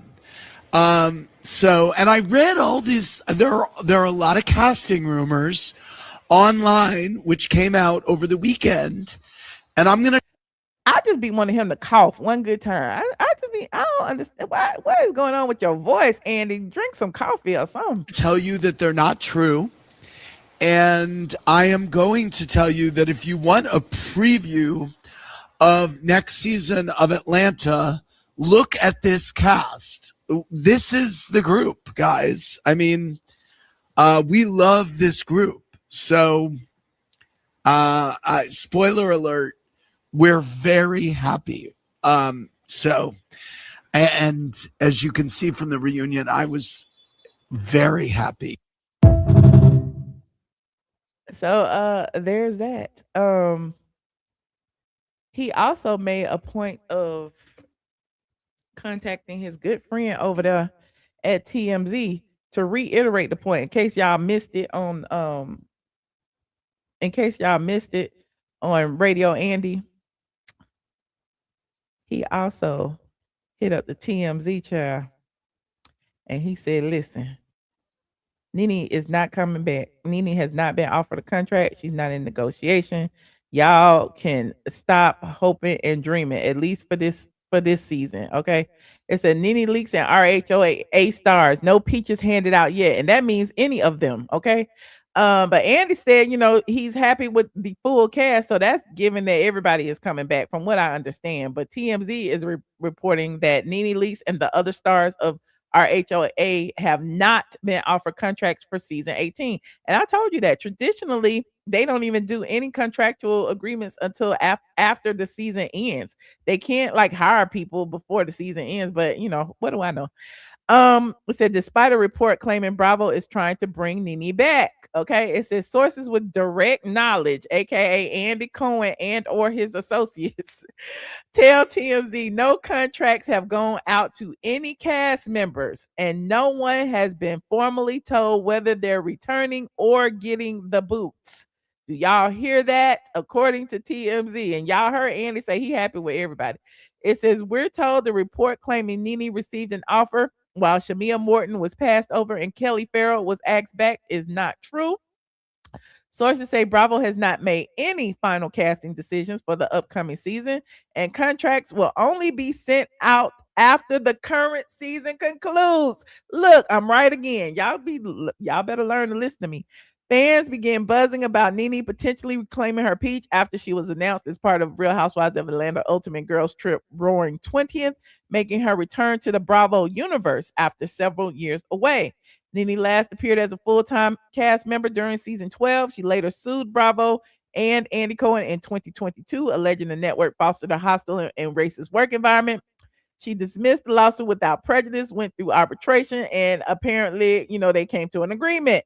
Andy recently praised NeNe's role in the franchise's success and said her return for Ultimate Girls Trip was a positive experience, but as of now, we're told that has not translated into a season 18 contract. We've reached out to Bravo reps and NeNe, so far no word back. So they're saying nobody has secured their spot yet. And again, they normally negotiate after the season ends when all of the numbers are tallied up, okay, depending on the ratings of the reunion, the ratings of all of the episodes, the overall ratings of the season. I'm sure, that's when they decide what salaries will be and all of that. So, so salute to them. You said pour them, okay? We can feel however we feel. We don't all have to like the same people. That's true. I agree with you. Why you mad at me? He said, didn't NeNe accuse him of doing the cola? NeNe accused him, and so did a whole bunch of other people. She ain't the only one. It was pretty good. You liked the final episode? Okay. I wish Britt could be added back as a friend and NeNe as full-time. They're still involved in their lawsuit. That's why Kenya is on ice. Okay. Andy's voice box have been damaged. Ooh, child, what he doing? Shamia should stop emulating Portia and pursue her own show. Housewives is Shamia's show now. What are you talking about? The Housewives isn't Portia's show. I'm just confused as to why y'all think that Portia owns the Real Housewives of Atlanta and that Shamia can't come on the show because it's Portia's show. It's not Portia's show. Portia works there, just like Phaedra works there. Everybody works there, and now Shamia works there, and there's nothing y'all can do about it. So Anyway, moving on. Like this video, please. Thank you. Like this video. I'm gonna put the link in there for anybody to call in. We talked about a lot of things. I also wanted to, y'all know I love looking at houses, and I will probably, I don't know if I can do this later. If we have time tonight, I'm gonna go through. Y'all know Usher made Architectural Digest his Atlanta home. And he had a video and all it's amazing. Hold on, let me see if I can find it. He and his sons are all on Architectural Digest. Here it is right here. I love me a good home tour, honey. And so I'll go through this after I take a few calls. There he is. Okay. It says Usher's Atlanta home has all the makings of a superstar residence, but it is deeply personal touches that leave the biggest impression. Designed alongside friend and collaborator Nicole Fuller Interiors. There's Usher and his wife Jennifer. It says the art-filled family home pairs Gordon Parks photographs and works by Julian Schnabel, Rashid Johnson, Ramir Bearden, and Lauren Halsey, next to paintings by his children, his beloved grandmother's piano, and memories of his 30-year plus career. So it was just interesting to see. Like, there go his sons. Okay, look, his sons with Tamika Raymond also made an appearance. There go Cinco and Naveed was in there. There go one of his rooms. And so I wanted to go through the rooms. There go Naveed right there. And I'm gonna watch the video in just a second. Hold on, we got somebody in the back first. Hold on. I ain't like the way Hello. you said that. You talking about we got somebody in the back first. It's the way How would you you like said me to it. say it? It's the way you said it. You supposed we got somebody who's not a peasant in the back. Do But you just Michelle, I got a literally question. I got a be question. waiting? You just be waiting to call in, huh? Yeah, I got so much stuff to talk about, and I don't even watch that show. But Shamar went to jail. Shamar went to jail, Yes. and what's Uh-huh. the other one name that's still with a 13-year-old? Sidney Starr. Sidney Starr. Okay. And who else went to jail? I don't know who else. I'm asking you, who else went to jail in Atlanta yesterday, Michelle? It's funny you talk about everybody went to jail, but you didn't bring up NeNe Leakes' son that went to jail yesterday. Why you Oh, didn't bring NeNe's him son been in up? jail for No, almost a he got month. out of jail and he went back yesterday. He went back yesterday. No, He he did got not out. go back yesterday. Yes, he did He go back yesterday. He did go lied back something. yesterday. It was not yesterday, friend. It The day wasn't. before, I'm not your friend. The day before yesterday, then he went Okay. back to jail. He got out of jail. He went back. Yeah, you already It knew he wasn't went back. yesterday. Well, It it was was the just day before. It was reported this yesterday, week. but it wasn't Michelle, yesterday. he went back and he got a new I'm bail, a new telling you, bond. look, I just pulled it up. According to jail records, Bryson checked into the Gwinnett County Jail in Georgia on July 24th related to contempt of court. That was July 24th. That was not yesterday. And he went back this month in No, August. he I was seen it. arrested May 1st at first, and he went back in July 24th. But you don't never talk about him. Why did he go? What was Why the should purpose of I him talk going? about it? There's nothing to talk about. Why are you talking about Shamar? Why are you talking about the other person? What you talk about them? Let's talk about Braxton. Why is he in jail? Go I would ahead and like to talk know. about him. Go ahead. What No, I'm about him? asking you. I don't know. You tell You me. got the information You wrong. talk Go about ahead. stuff that you want to talk about. That you You're want to right, because talk this is about. my You talk channel. When about you get a stuff that you channel, want you to talk talk about about. what you want to You talk talk about about, stuff right? that you want to talk about. Just like I do. you said, Drew. She got that from you, Michelle. Drew came out with that way before you even went to King No, Moore she Hair didn't. I Spa. did mine in Oh my 2023. God! She did Everything you that in said is cap. 2025. What are Oh you my talking God! about? Drew went there. You got that from Drew. Dre, get off my line. You got that from Drew. We know you got that Okay. from Drew. You're right. You're And right. Okay. then Anything else? and then you over there, Anything you else? talk about this what gets me with you, Michelle. You oh my God, you irritates me sometimes. You talk about when NeNe Leakes went over to Portia house and you talking about all this tea you allegedly got. You be hyping NeNe Leakes up so much. This It's tea like ain't got cringe. nothing to do with NeNe. What It's are you like talking about? cringe. Oh, she look good. She look good. No, she does not. No, she does not. God, she does not. You talk about her. Oh, she look good. And then you talk about my mama even said this. You call her a queen. Like Michelle, you damn near 50 years old. You calling another person that's your age a queen. That's like that's giving peasant vibes. That's not. You shouldn't do that. And then you talk about. And then somebody in your comments said, "Yeah, Michelle. What did they say? They said, what did you say? You said, I don't know. It was just like you just defend this person. Then you show so much support to her, and it's the same bird that went on a Jason Lee show and was talking about you. I mean, when he was talking about you, she just sat there. Is no way. Am I here? Can you hear me? What is she talking about? When Jason Lee was talking about you, when he told her he don't like you, and you sat and she sat there and did nothing. When she sat there and did nothing at all. I'm telling you. When he say that? I don't know when he said that. I don't watch the NeNe Leakes Well, interview. you You telling talking about it me? in Wait a Patreon. minute. You telling me? So when did it happen? You pulling an With Angela? the time You he was say it talking to happened? Jason Lee, Michelle, did Jason Lee not say something about that he don't like you? You even said it before he said it, and she No, he sat didn't say there. that. No, he Yes, didn't say that. Michelle. She talk about you. I mean, he talk about you when he was talking about you. Jason Lee sat there. I can tell you this. Let me see somebody who I know in your chat. Like my twin sister Deidre or Paige.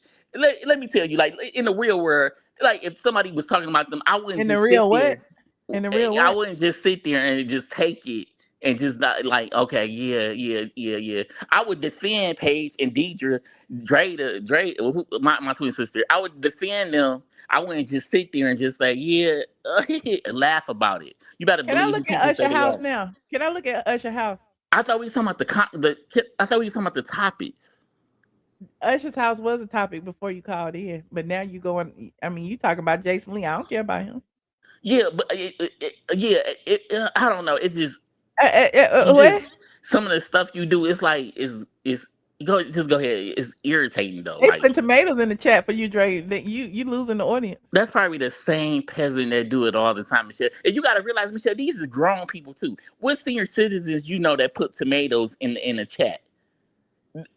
That's not realistic. Like they're grown. These are grown people you talking about.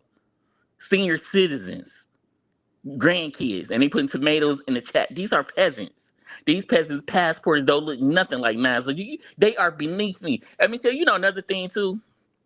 Can you hear me? Yes, I can hear you.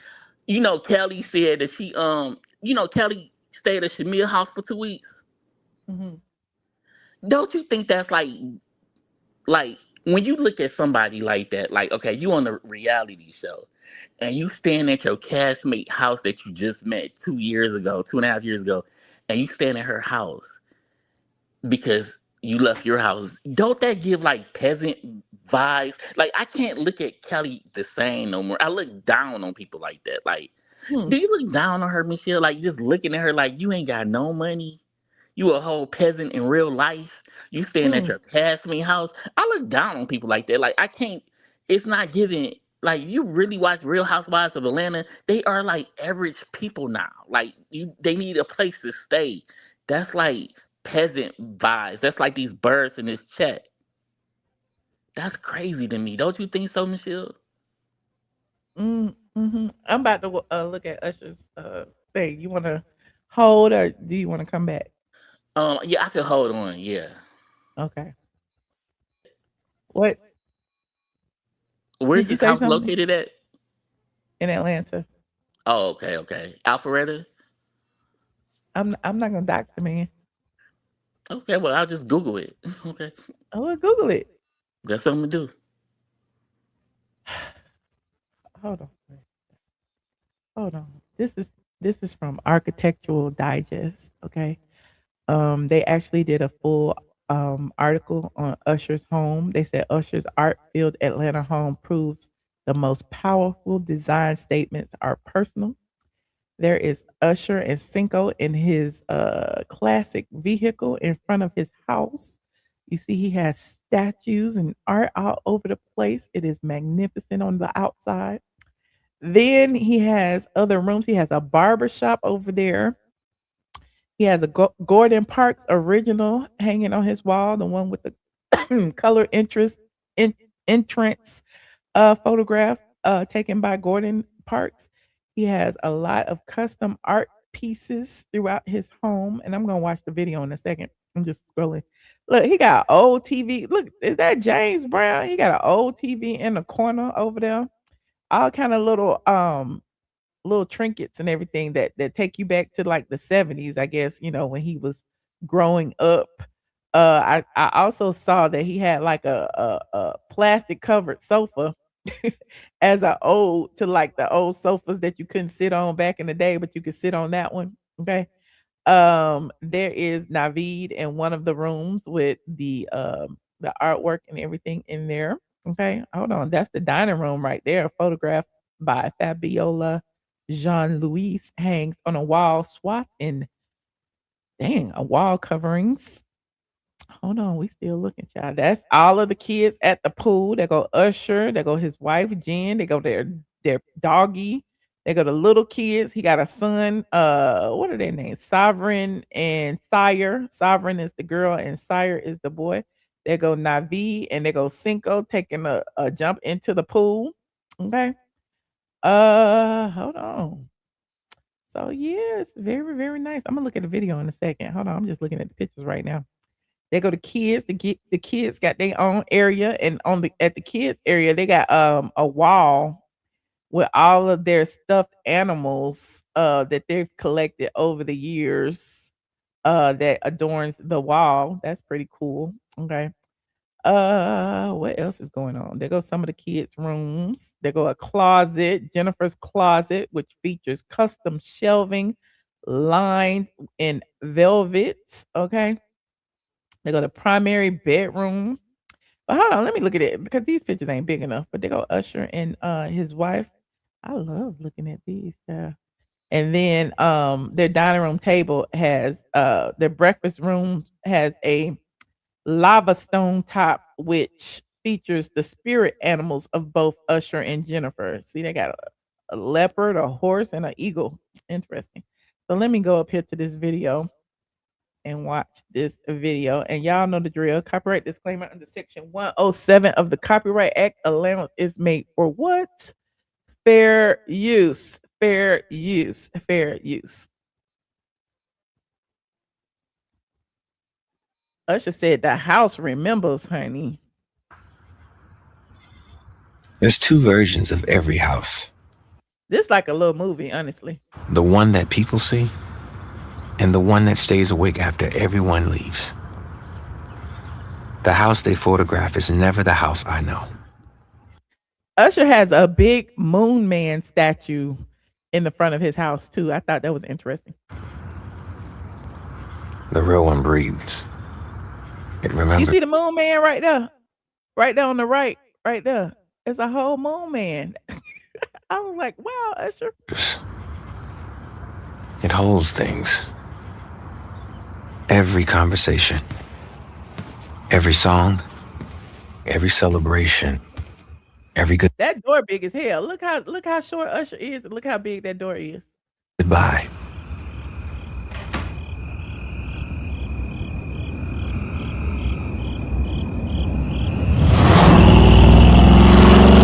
Usher done made a whole movie. We riding around in his classic Camaro or whatever this is with the damn LED lighting. We having us a good time over here at Usher House.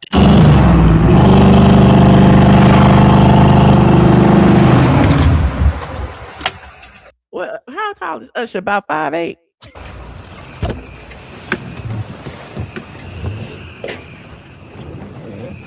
Sometimes I think these walls know more about me than I know about myself.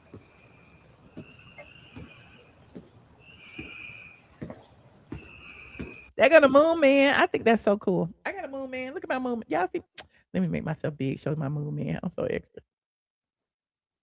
Y'all see my moon man right there? I got that's my big moon man right there. That's my alien. Hold on. Let me finish.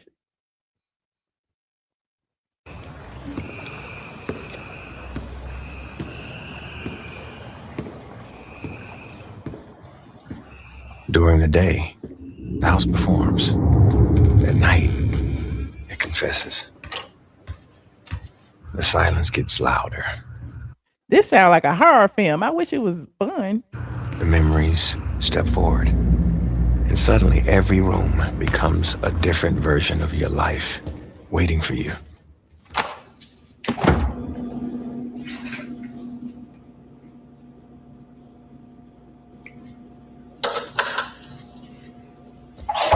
Usher put on all his designer to walk through the house and eat cherries.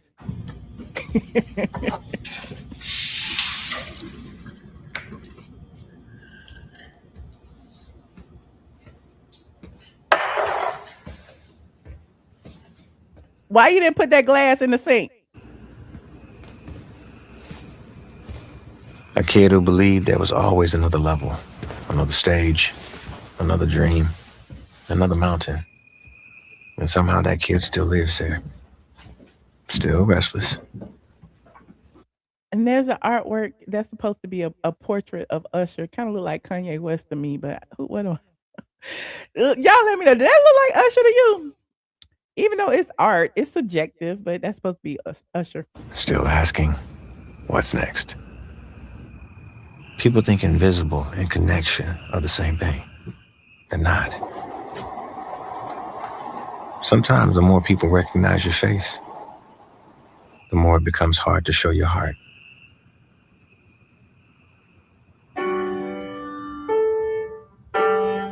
Look at Naveed playing the piano, or trying to. At least it's daytime now.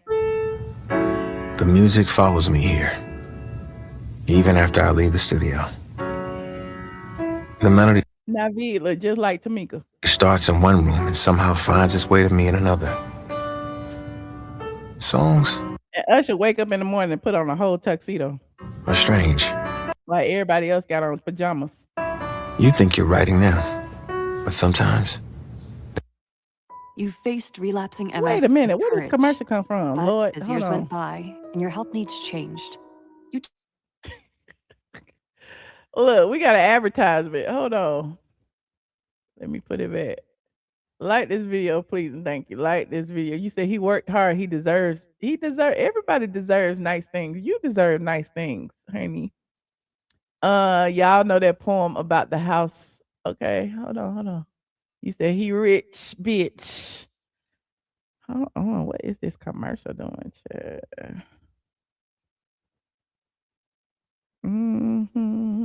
Thank you for the floating heart, friend. Thank you so much. Hold on. Whatever this drug is they advertising, child. What is this? It say it causes stomach problems. Ask your doctor. You say it's giving spooky and creepy.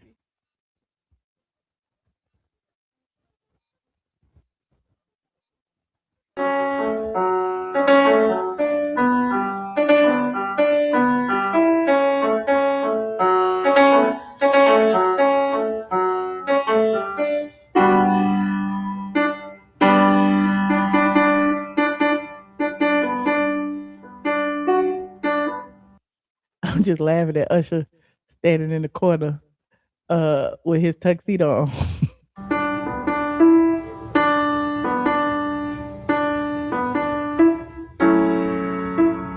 Yes, I have. I've been to parties with Usher. I done met Usher. We was in court with Usher.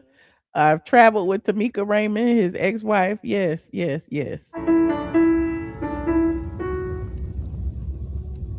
don't wait. You didn't see him in no tuxedo? What was this right here? Hold on. That's not a tuxedo? That's not a tuxedo right there. I don't know. If that's not a tuxedo, I don't know what it is. He just got a white jacket.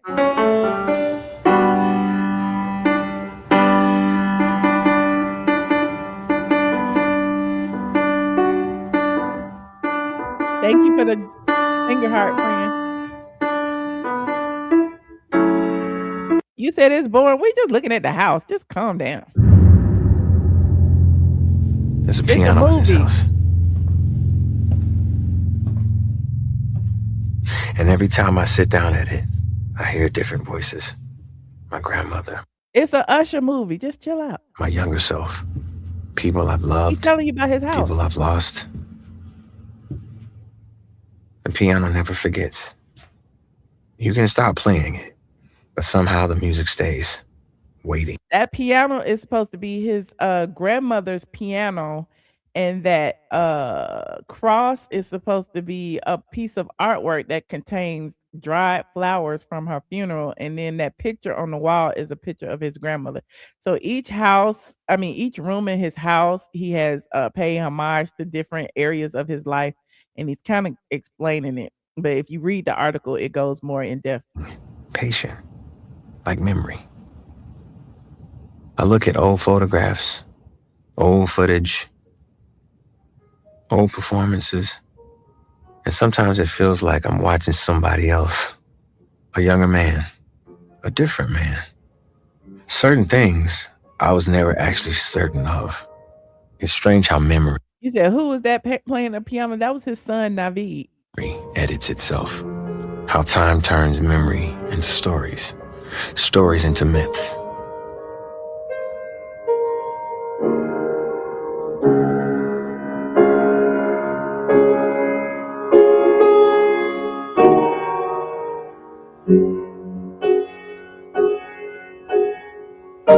I think so too, Joan. I like looking at stuff like this. I don't care. Y'all be all right. We just got a few more minutes.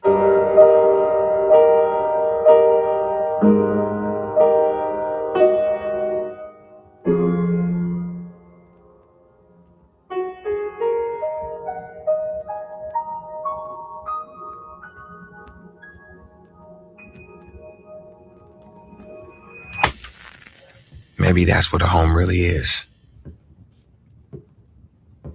Not architectural, not design. Look at the furniture pieces. This ain't no Wayfair furniture. Look how big that table is. That is expensive. Not objects. A home is every version of yourself learning how to live together. All the triumphs, all the failures, all the love, all the scars, all the songs existing under one roof. And if you listen close enough, you can hear them.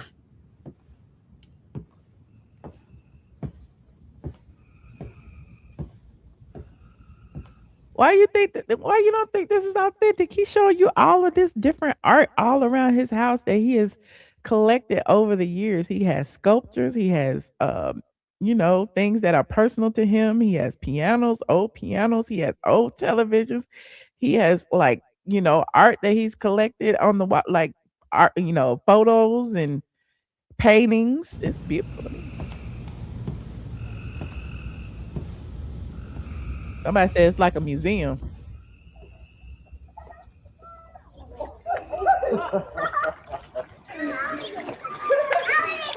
Conversations, the laughter. He even got art on the wall at the pool. Is that a Basquiat or a Basquiat like artwork over there?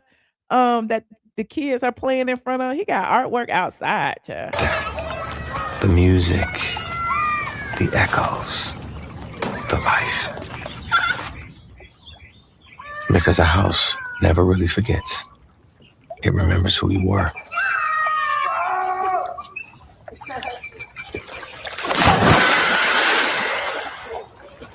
So he got all the kids, the first set of kids and the second set of kids and the wife.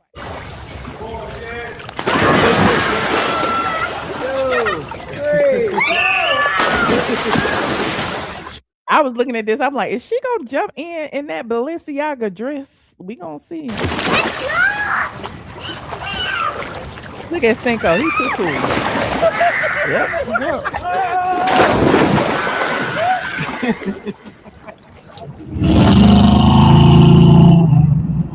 Now he in the old school.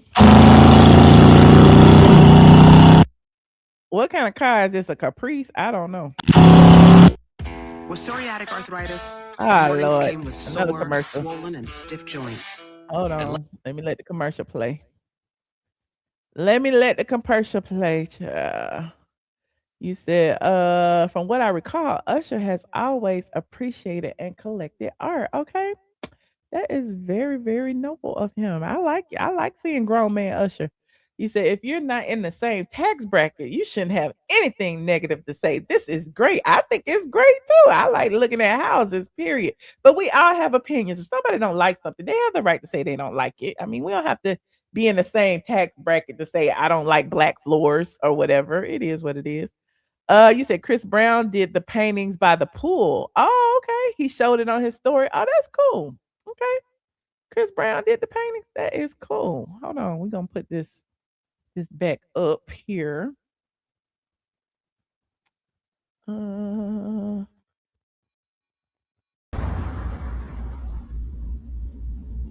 A house full of memories. The people who left fingerprints on your life. The conversations that changed you. The mistakes that taught you. Usher, just like you and me, he got a flower wall. Let me stop. I don't have no flower wall though, but he got flower wall with wonderful on the wall. Look, that is beautiful. This is a whole what do you call those rooms? Like a photo op room. That's what this is, a photo op room. Prints on your life. The conversations that changed you. The mistakes that taught you. The memories you thought were small until years later. In the furniture, in the music, in the light, in the silence.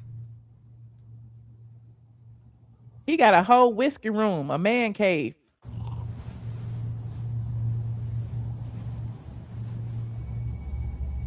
And you start thinking about what remains.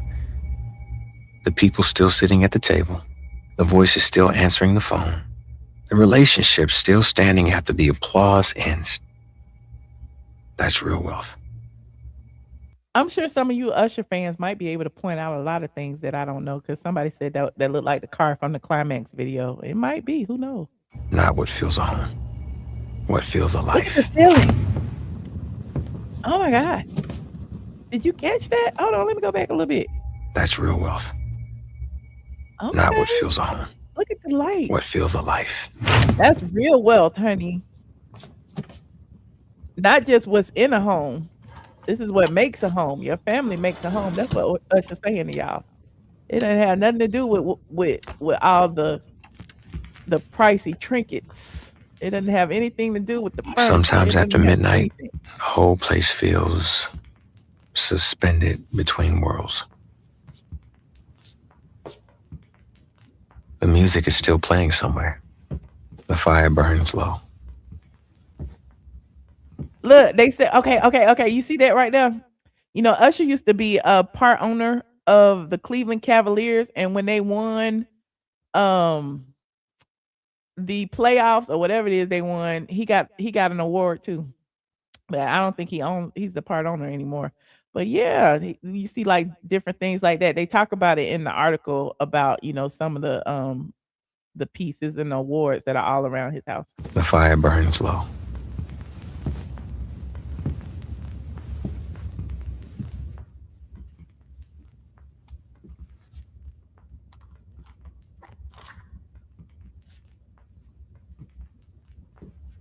He just picked up his wife's shoes. Look at that. That's so nice.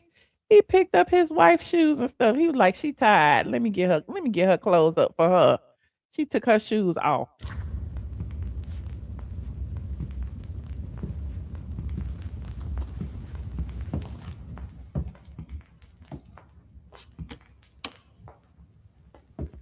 The city is asleep.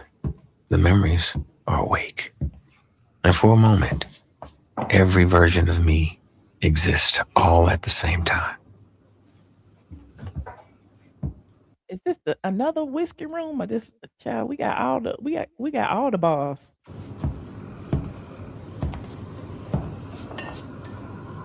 The boy, the artist, the father, the dreamer. Who is that on the wall right there?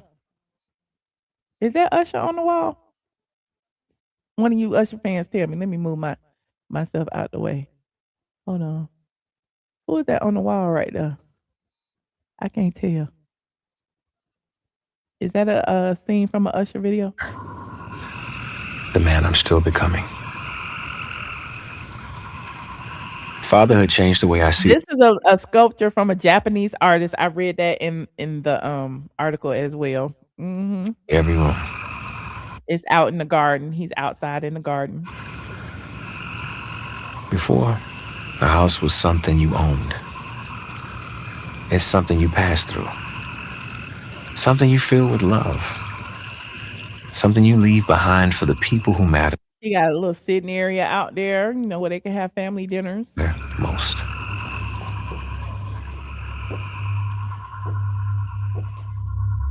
Is this the man cave? A witness of generations.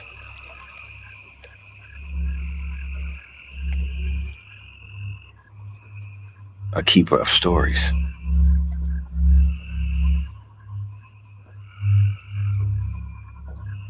Thank you. It's almost over, friend.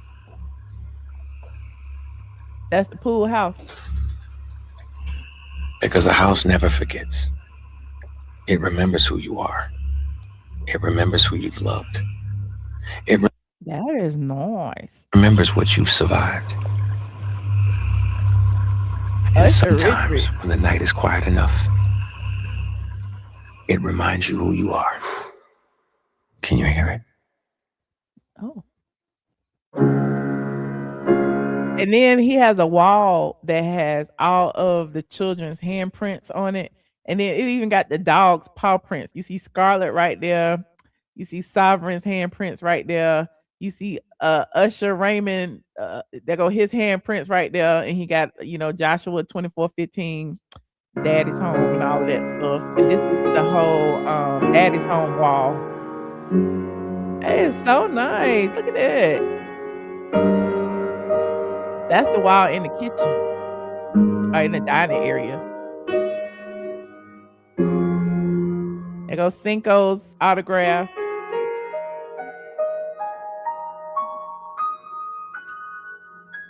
Through knowledge, its rooms are filled with beautiful treasures or something like that. What did it say?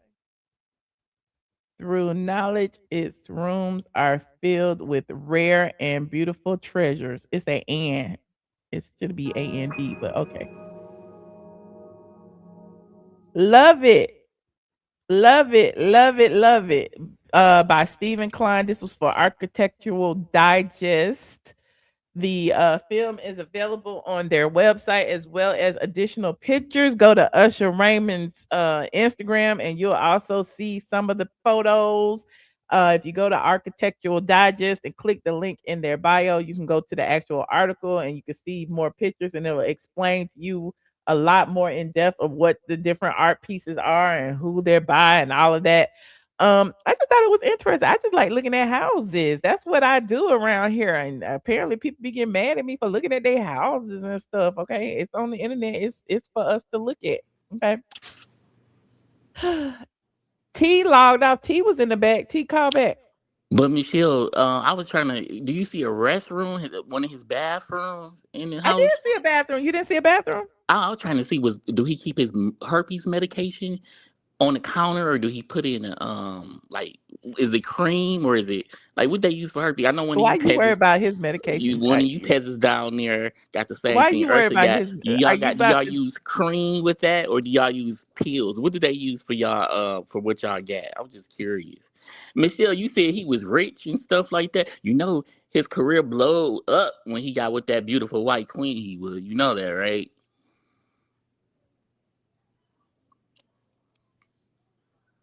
I thought it blew up when he was with Tamika Raymond. No, well, how did it blow up when Tamika Raymond? How? When she was calling you to ask you to borrow some money? Am I right, Michelle? I don't know nothing about. Didn't Tamika Raymond call you? Why are you on here trying He's to so call? rich. He's so Goodbye, rich, but Dre. his You doing ex-wife too much. calling you and asking you to borrow some money. You Am I are right? doing I'm way just too asking a much. question. I'm just asking a No, question. never happened. Oh my! Put that on God. I put it on God. Oh, he got a special place You for believe in things that junkies be spewing online, then that's on you. But I'm just saying. I'm just saying. I don't know. I don't remember who said it, but I remember I heard it. Mm-hmm. But yeah, that's what's up. He got that white wife, and his career came up.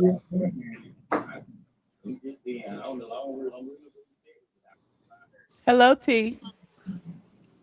Hey, Michelle, how you doing? Good. How you doing? How you been, Michelle? I'm glad to hear you tonight.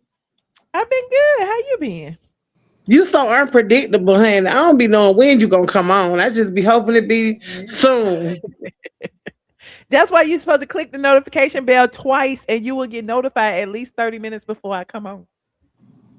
Okay, well, I need to click it twice then because I always get it like right. But I got all your notifications. I just don't never know when you coming. Like, it don't be like Yeah, a particular day or something like that. it's So I not. just I never tried know. though. I'll be looking for you to come when housewives go off. Yeah, I couldn't this week because I was out of town. I had, I'm unpredictable because I'm caring for my mom as well. So it's kind of hard for me to be on any type of set schedule. But I don't even know if I'm gonna be in Atlanta next weekend or not. So yeah, How's your mother doing? Oh she's my doing God! well. Come on now. Can we get to what you call for? Who Right, is this shut on the up. phone? Always got a little smart little mouth. You know he do. I don't You understand. always I don't got even a smart understand why he mouth. called if he hate everything about this show. He Like hate everything. Why do you you, call it, Dre? you are never in like a bubbly attitude. You always just be so mad. What's going on, honey? No, the last time she had a live video, I was the one that was nice. You're never nice. You're always rude and nasty, nasty and There's rude. there's that plastic sofa I was telling y'all about that he said he got as an old. Oh, It's that's called nice.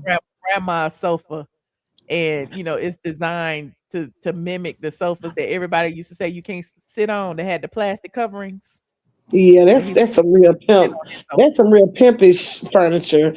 You know what I was gonna say? I'm glad that Usher gave us this side of him because he does a lot of antics on the stage. And Uh-huh. we need to know that other side of him. We needed that. With his Okay. beautiful white wife. I mean, I don't have nothing against white women. I No, I'm just have saying nothing he against got he white got women. more happy when he got with her. No stress, no arguing, no fighting. How do you You have a know? white I mean, wife, what You Dre? can makes you tell. so You can tell he looked what happy. How makes do you you know they so don't be arguing, sure? Dre? Are you in their house? How do you know they don't argue? Right.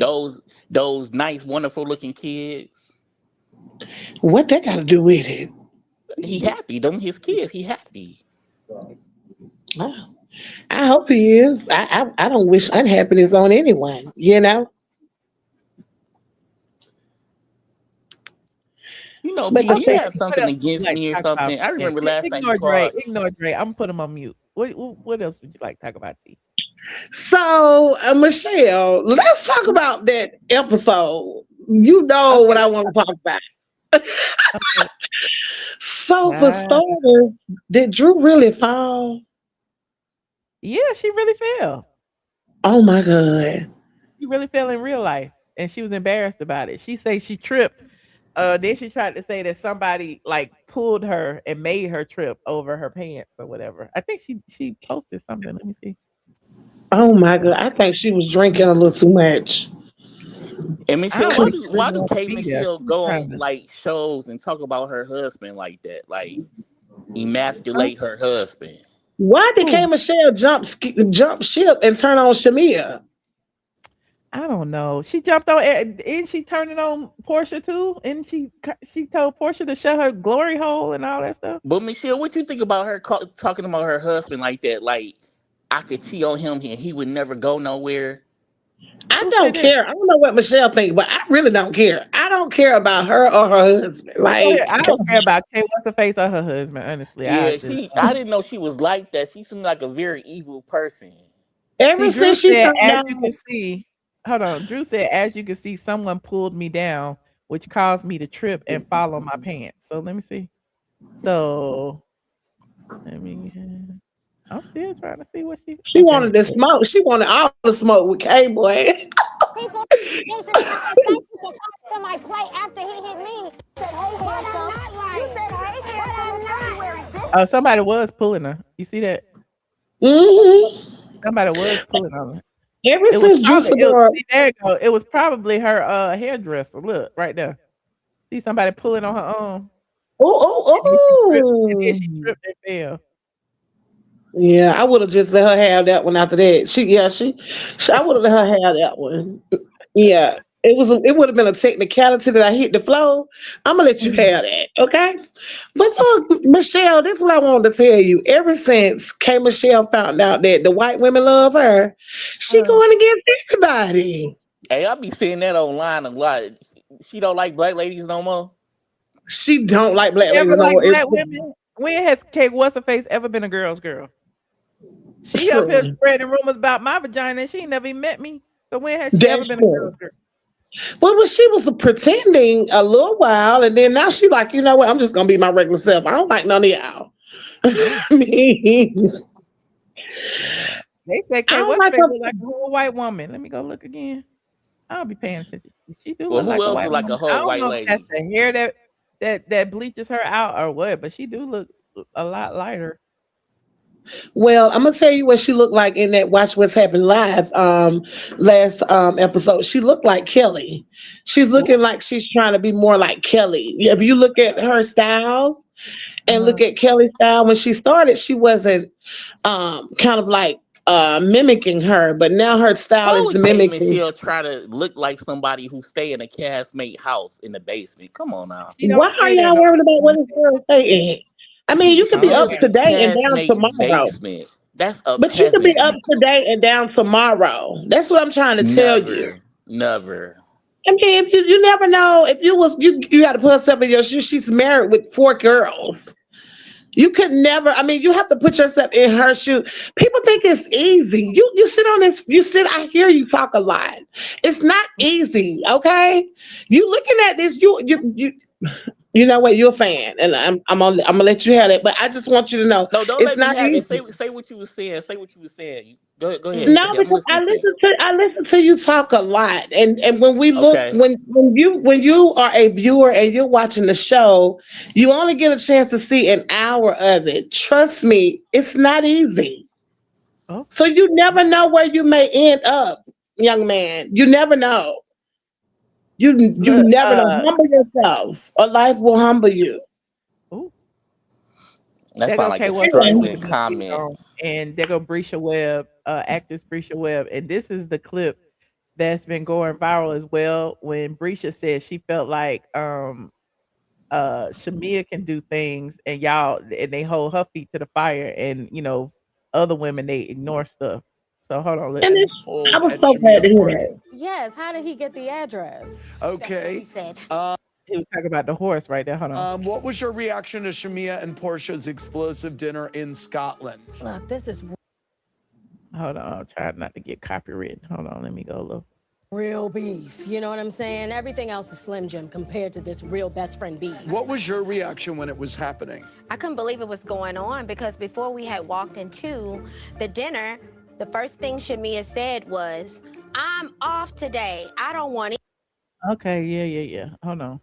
Can change. I mean, everybody's okay with everything else, but when Shamia do it. Oh. Thank you. See, I live for that response right there because that's how I feel. Like nobody like they was like dragging Shamia every episode.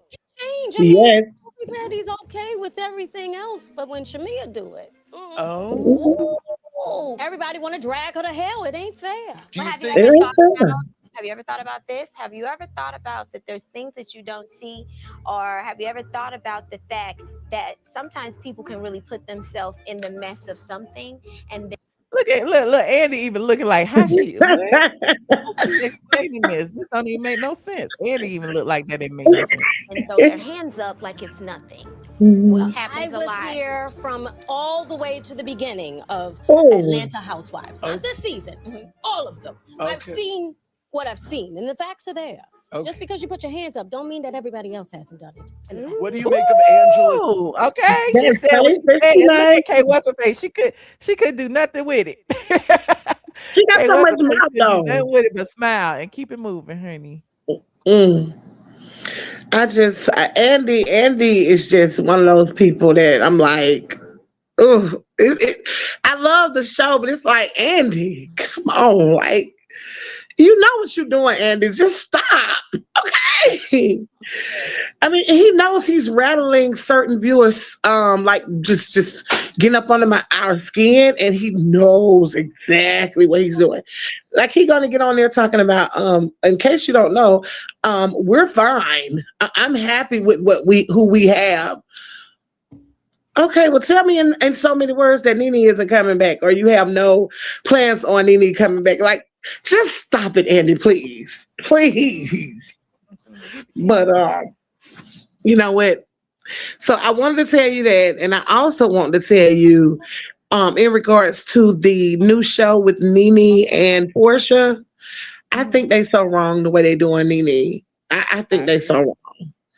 I mean, They just it's using her for her popularity, pretty much, and they know that everybody wants a little taste of NeNe because NeNe goes viral all the time. Her memes go viral every single time. Her Mhm. name is in the headline, she go viral. And Andy could have just shut up. Honestly, he didn't even have to go and confirm or deny any rumors. But I felt like Right. he did that to stop NeNe from getting in the Yeah. cycle. Of, You know that. Come on now. You know that. You know this. Michelle, they're That's exactly humbling why he her. did That's it. exactly what they're doing. She needs to be humble.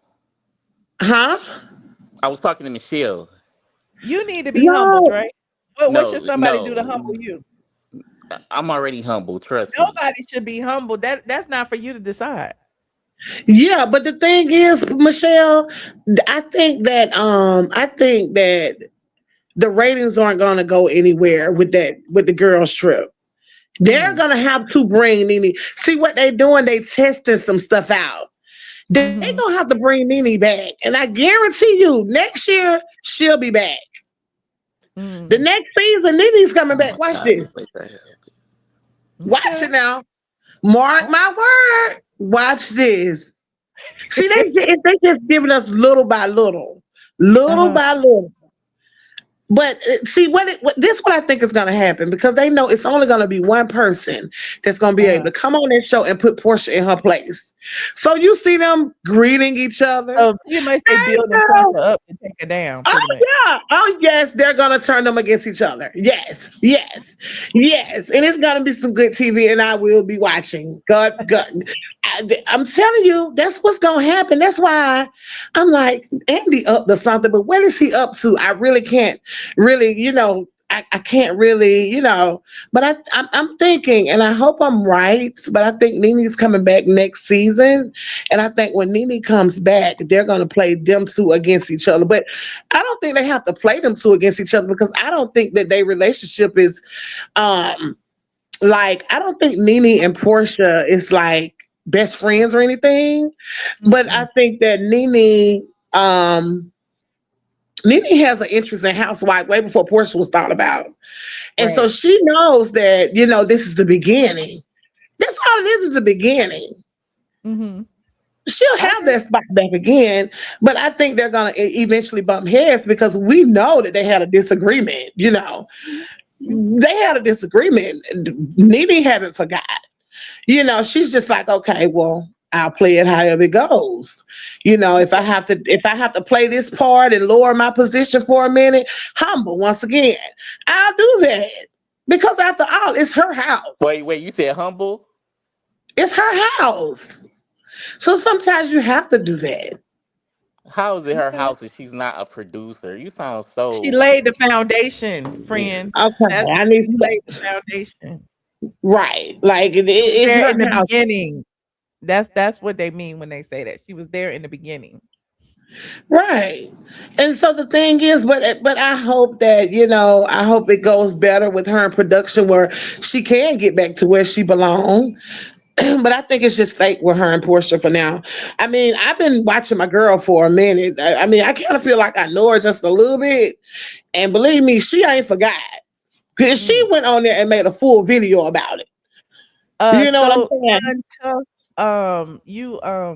You must have just got here. I talked about it earlier when we were looking at pictures. No, she wasn't invited to the premiere in New York tonight. Go ahead, friend. Go ahead, T. Yeah, but what were you just saying, Michelle? I'm nosy. Who you just talking to? Well, we was talking about there's a premiere for Ultimate Girls Trip in New York. There's a premiere party. Everybody's there. Shamia's there. Kelly's there. Portia's there. Karen Huger is there. Like a lot of Bravo celebrities are there. And apparently, NeNe was not invited. But I knew that yesterday though. Oh wow! I told my Patreon. I still think they're gonna bring her back. I think they're gonna bring her back. And if they found a way to get her there, come on now, they could have just left her out of that one. They just started off to see if we do this, if we do that, if we do this, we do that. But I think that they're gonna get her back, and I also think that yeah, she forgot about none of that. I hope Portia don't think she's just gonna get off scot free. Like no, we need that reunion with y'all too. You in one seat, she in the other one. We need that. The viewers need that. Shamir looks so pretty. Shamir looks so pretty. She always eat down like.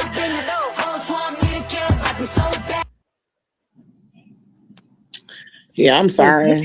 Cynthia look light bright too right now. Maybe it's the wig. Yeah, Cynthia's gonna regret the way she treated. And the girls don't understand. You cannot trust Bravo them. Like Bravo is gonna always make you look like the fool in the end. I mean, I don't know why people think they're not gonna be subject to it. The way she did Shamir, she's gonna regret that in the end. Yeah, I mean, we gotta have different seasons. Next season, this was I agree. It's messed up that she wasn't invited. She also wasn't invited to the finale of the girls trip. Wow. Yeah. It was wow. It has to be something personal with them. It has to be something, because if it was just about business, I mean, she brings in the viewers and the money. So at this point, it has to be something personal. Well, it's with Andy, because she's made amends with NBC Universal. It's Bravo, and Andy has his hand in whatever with Bravo. So there's that. Well, I have voiced the way I feel about Andy several times, and I'm just gonna lay off Andy for now and that's why he's gripping to Portia so much, because Portia is representing the LGBTQ, and of course he is LGBTQ. So yeah.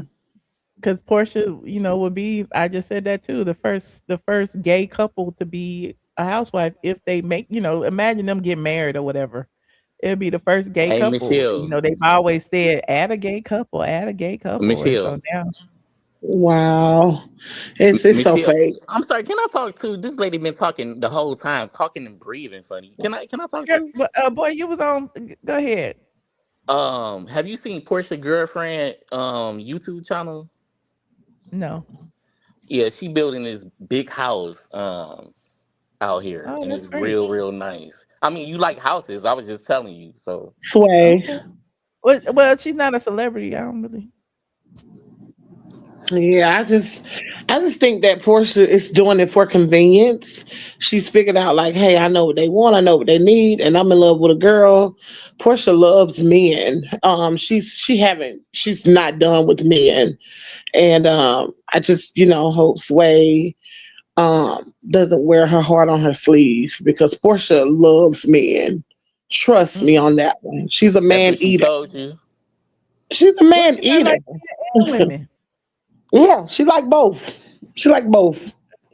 I ain't mad at her. I ain't hating on her. I'm just saying, look, this is just my opinion. This is just my opinion. Michelle is always so good talking. Portia look good. She looks crazy. But I just know that she is just not what she appears to be. And you have to be careful with people like that. You do. But I don't have nothing against Portia. I think she's a beautiful girl. I just don't like the way she did Shamir, and I think it's gonna come back to haunt her. I think that she can't put too much trust in Bravo and the producers. I mean, they will play nasty. They have been known to play nasty, and she's just the next person on the chopping block. Well, Michelle, it's always a pleasure talking to you. Thank you. I appreciate you for calling. No problem. And I can't wait till you come back, girl. All right. That was some good tea. All right. Bye. See you later. Bye-bye.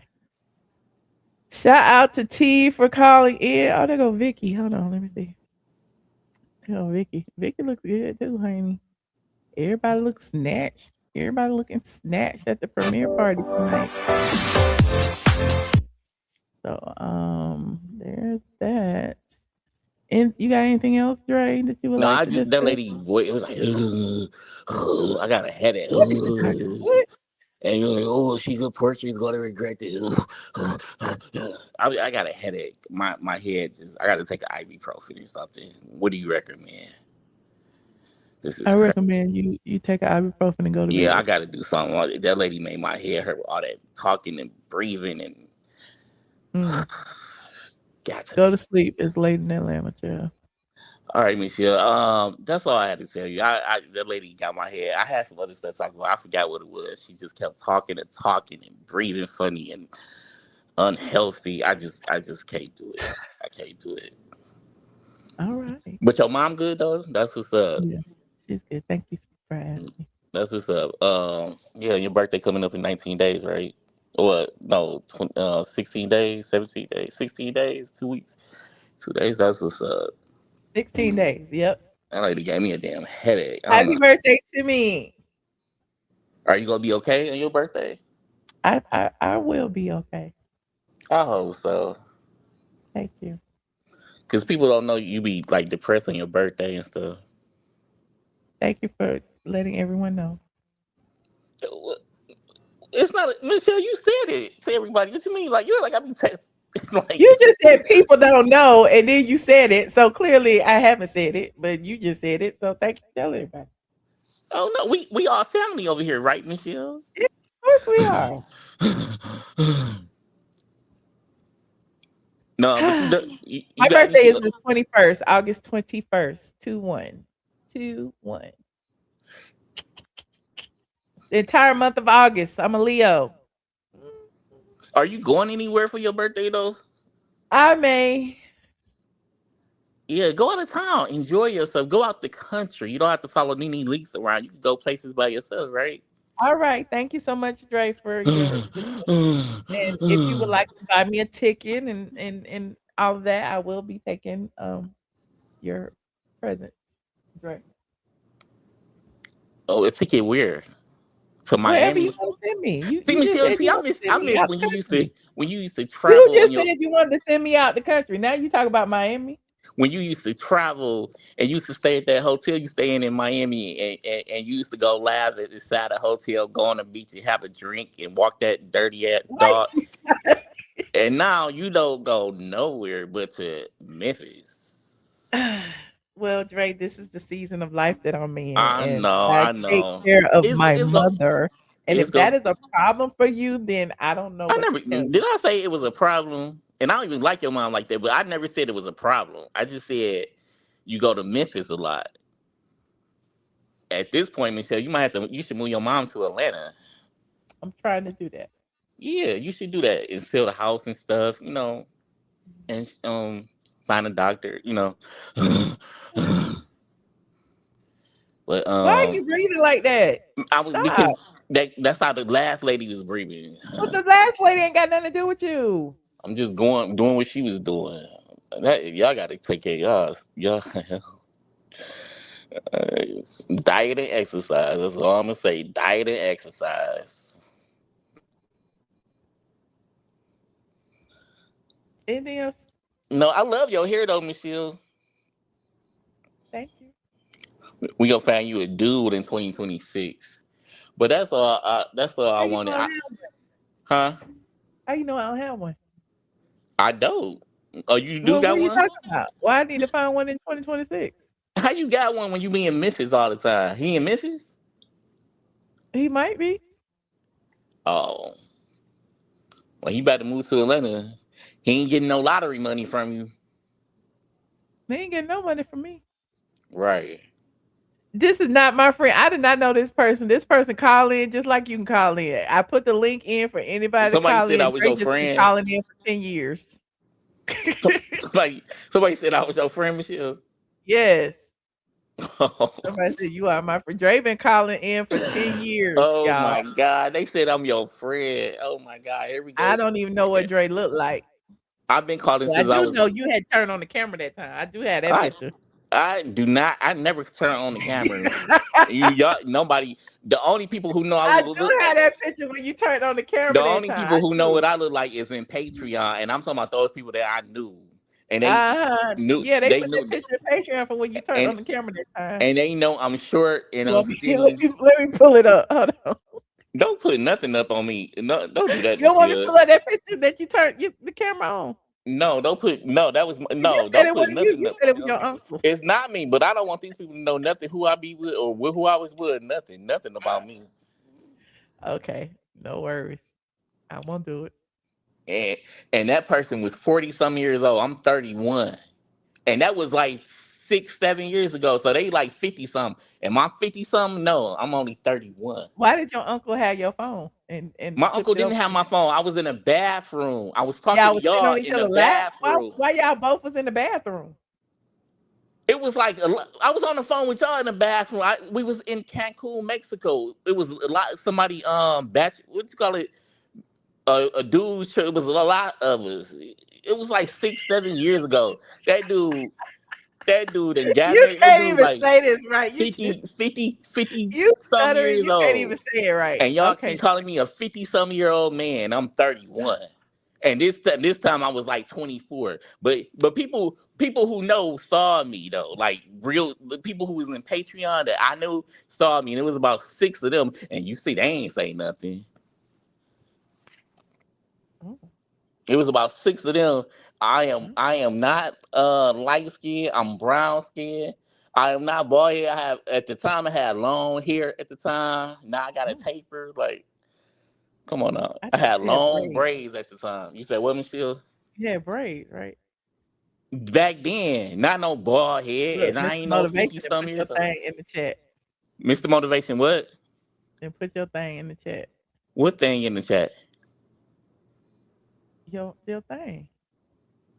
What you mean he put my thing in the chat? Oh no. And that's crazy. You put my uncle friend on there. That's like ultimate. Oh, that's like That's what crazy. you put on there. You turned the camera on. I didn't turn the camera on. Oh, okay. Somebody had to took the camera with me. That's crazy. You still got that dude picture 7 years ago. Well, they done kept that picture, child. So You said, wait, what you say about Mr. Motivation? Mr. Motivation posted that picture. Mr. Motivation did? Mr. Motivation? You said Mr. Motivation did? Allegedly. I don't know who posted it. He posted the picture, Corey. So look. If you in Discord, you'll see what's in there. Go in So Discord and see what's in there. So yeah, I'm about to get in Discord. Should I post the picture when he got jumped by them 2 white dudes and he almost lost his life? Dre, you always take things too far. I'll talk to you later. Thank you for calling tonight, okay? All right, bye. I just don't get it. Anyway, anyone could have called in. I was gonna stay for 15 more minutes, but nobody's clicking the link. If you would like to click the link, you can. We talked about a lot of things tonight. We talked about Kandi and Todd and a little bit about, them trying to out Todd, saying he a part of the LGBT community. We talked about Kandi saying that about Todd triggered the LGBT community to say that Tamar was homophobic. We talked about the Real Housewives of Atlanta Ultimate Girls Trip. We reviewed the trailer. We talked about the Real Housewives of Atlanta season finale. We talked about Usher Raymond's house. We talked about Sidney Starr getting arrested. We talked about Shamar getting arrested. Dre brought up NeNe's son is in jail right now. It is a lot going on. Okay, yes, pink hearts in the chat from Mama Brown. You said Todd is LGBTQ.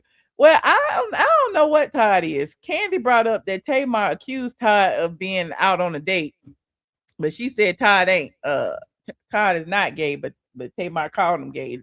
Yeah. Go watch my video about Kandi, and I reviewed that whole little diatribe that Kandi did. And there's that. You said, Michelle, are you ignoring me? I never ignore nobody. What am I ignoring? I put the link in. There's a link right there. Click the link. I can't see the comments. I be too busy trying to read other stuff. You back? What you want? I didn't hang up, but look, I heard somebody say, I'm fat. Why, Michelle, why don't you get the people that was in Discord that know who I am to tell these people that how I look? I am not nowhere near fat. Why do you care what people think? Well, like, if you prove it, turn the camera on. I'm not about to prove nothing to these birds. I don't care what they Well, think. you I the swear one to God, I called don't. in trying to prove what you look like. Why do you care? But to put people I know on your show, that's like kind of brazy if you ask me. I'm just saying, no, no You shade. put the And person Mr. on here. Motivation, we not gonna forget about your picture when you got beat up by them two white dudes in Dallas, Texas, and you Dre, almost didn't we just go here? Didn't they we almost just decide unalived that we you. were gonna let that go? Bye, Dre. Thank you. I'm gonna bring it back. I'm gonna bring it up. See you. Anybody else want to click the link? You said, Michelle, you can't get rid of Dre. I can never get rid of Dre. I don't know what to do. What should I do? Somebody said that's you. You can't. Everybody know what you look like, Dre, and we don't even care. He protests too much. He does. Anyway, I appreciate everyone who called in. Thank y'all for checking on me. I'll try to go live tomorrow. I'm gonna do a Patreon tomorrow. Hopefully, if I'm not too tired of doing something else, I'm gonna do a Patreon tomorrow. And what else is going on? I think I need to do a TikTok tomorrow. Tomorrow might be. I keep having to designate like a day as my social media day where I do my TikTok, my Patreon, my YouTube, and then I edit all the videos and put clips on like Instagram and stuff. So, there's that. You said what happened? You said pick who? I put the link in there 50 gazillion times. You said the link doesn't work for you. Why it don't work for you? Why it don't work for you? There you go, the link right there. Only thing to do is click it and make sure all of your devices are connected. Your camera and your microphone, but you can turn off the camera if you like. But it has to be connected in order for it to go through. So I'll wait a minute. I'll give 30 seconds. He had entertainment value. Well, I mean, I like talking to Dre. I just don't like when he goes too far. When he starts targeting, other squad members, it's a bit much. Like, only thing you have to do, talk to me. Okay. That's what the goal is, to talk to me. You don't have to talk about other people. I look great. Thank you so much. I'll be trying, child. I'm trying to set up some time to get my braids done, and I just I just can't get it done. I'm just still sitting here like this, honey. My hair just gonna be like this all summer long. I guess I have my braids by Christmas. I am a braid girly. He said I was trying to log in, but I guess Google said take your ass to bed. Okay, take your ass to bed. There's always tomorrow. Okay. Go to sleep, honey. It is late in Atlanta. I appreciate everyone who tuned in. Don't forget to like, share, and subscribe. Watch the replay. Please hype me up to get me back in the algorithm. Because when I be gone a few days, they be taking me out the algorithm, child. Don't nobody be seeing me. If you are not subscribed, click that notification bell, not once, but twice, to be notified each and every time I go live. If you only click it once, you'll just get notifications every now and then. Like, you'll get notifications like a day or two later after I go live. So if you click it twice and set it to all, it'll send you a notification as soon as I drop a video and as soon as I go live. So I appreciate all of you. Go to sleep. Go to sleep. It's late in Atlanta. Good night. Good night, squad. Love you guys.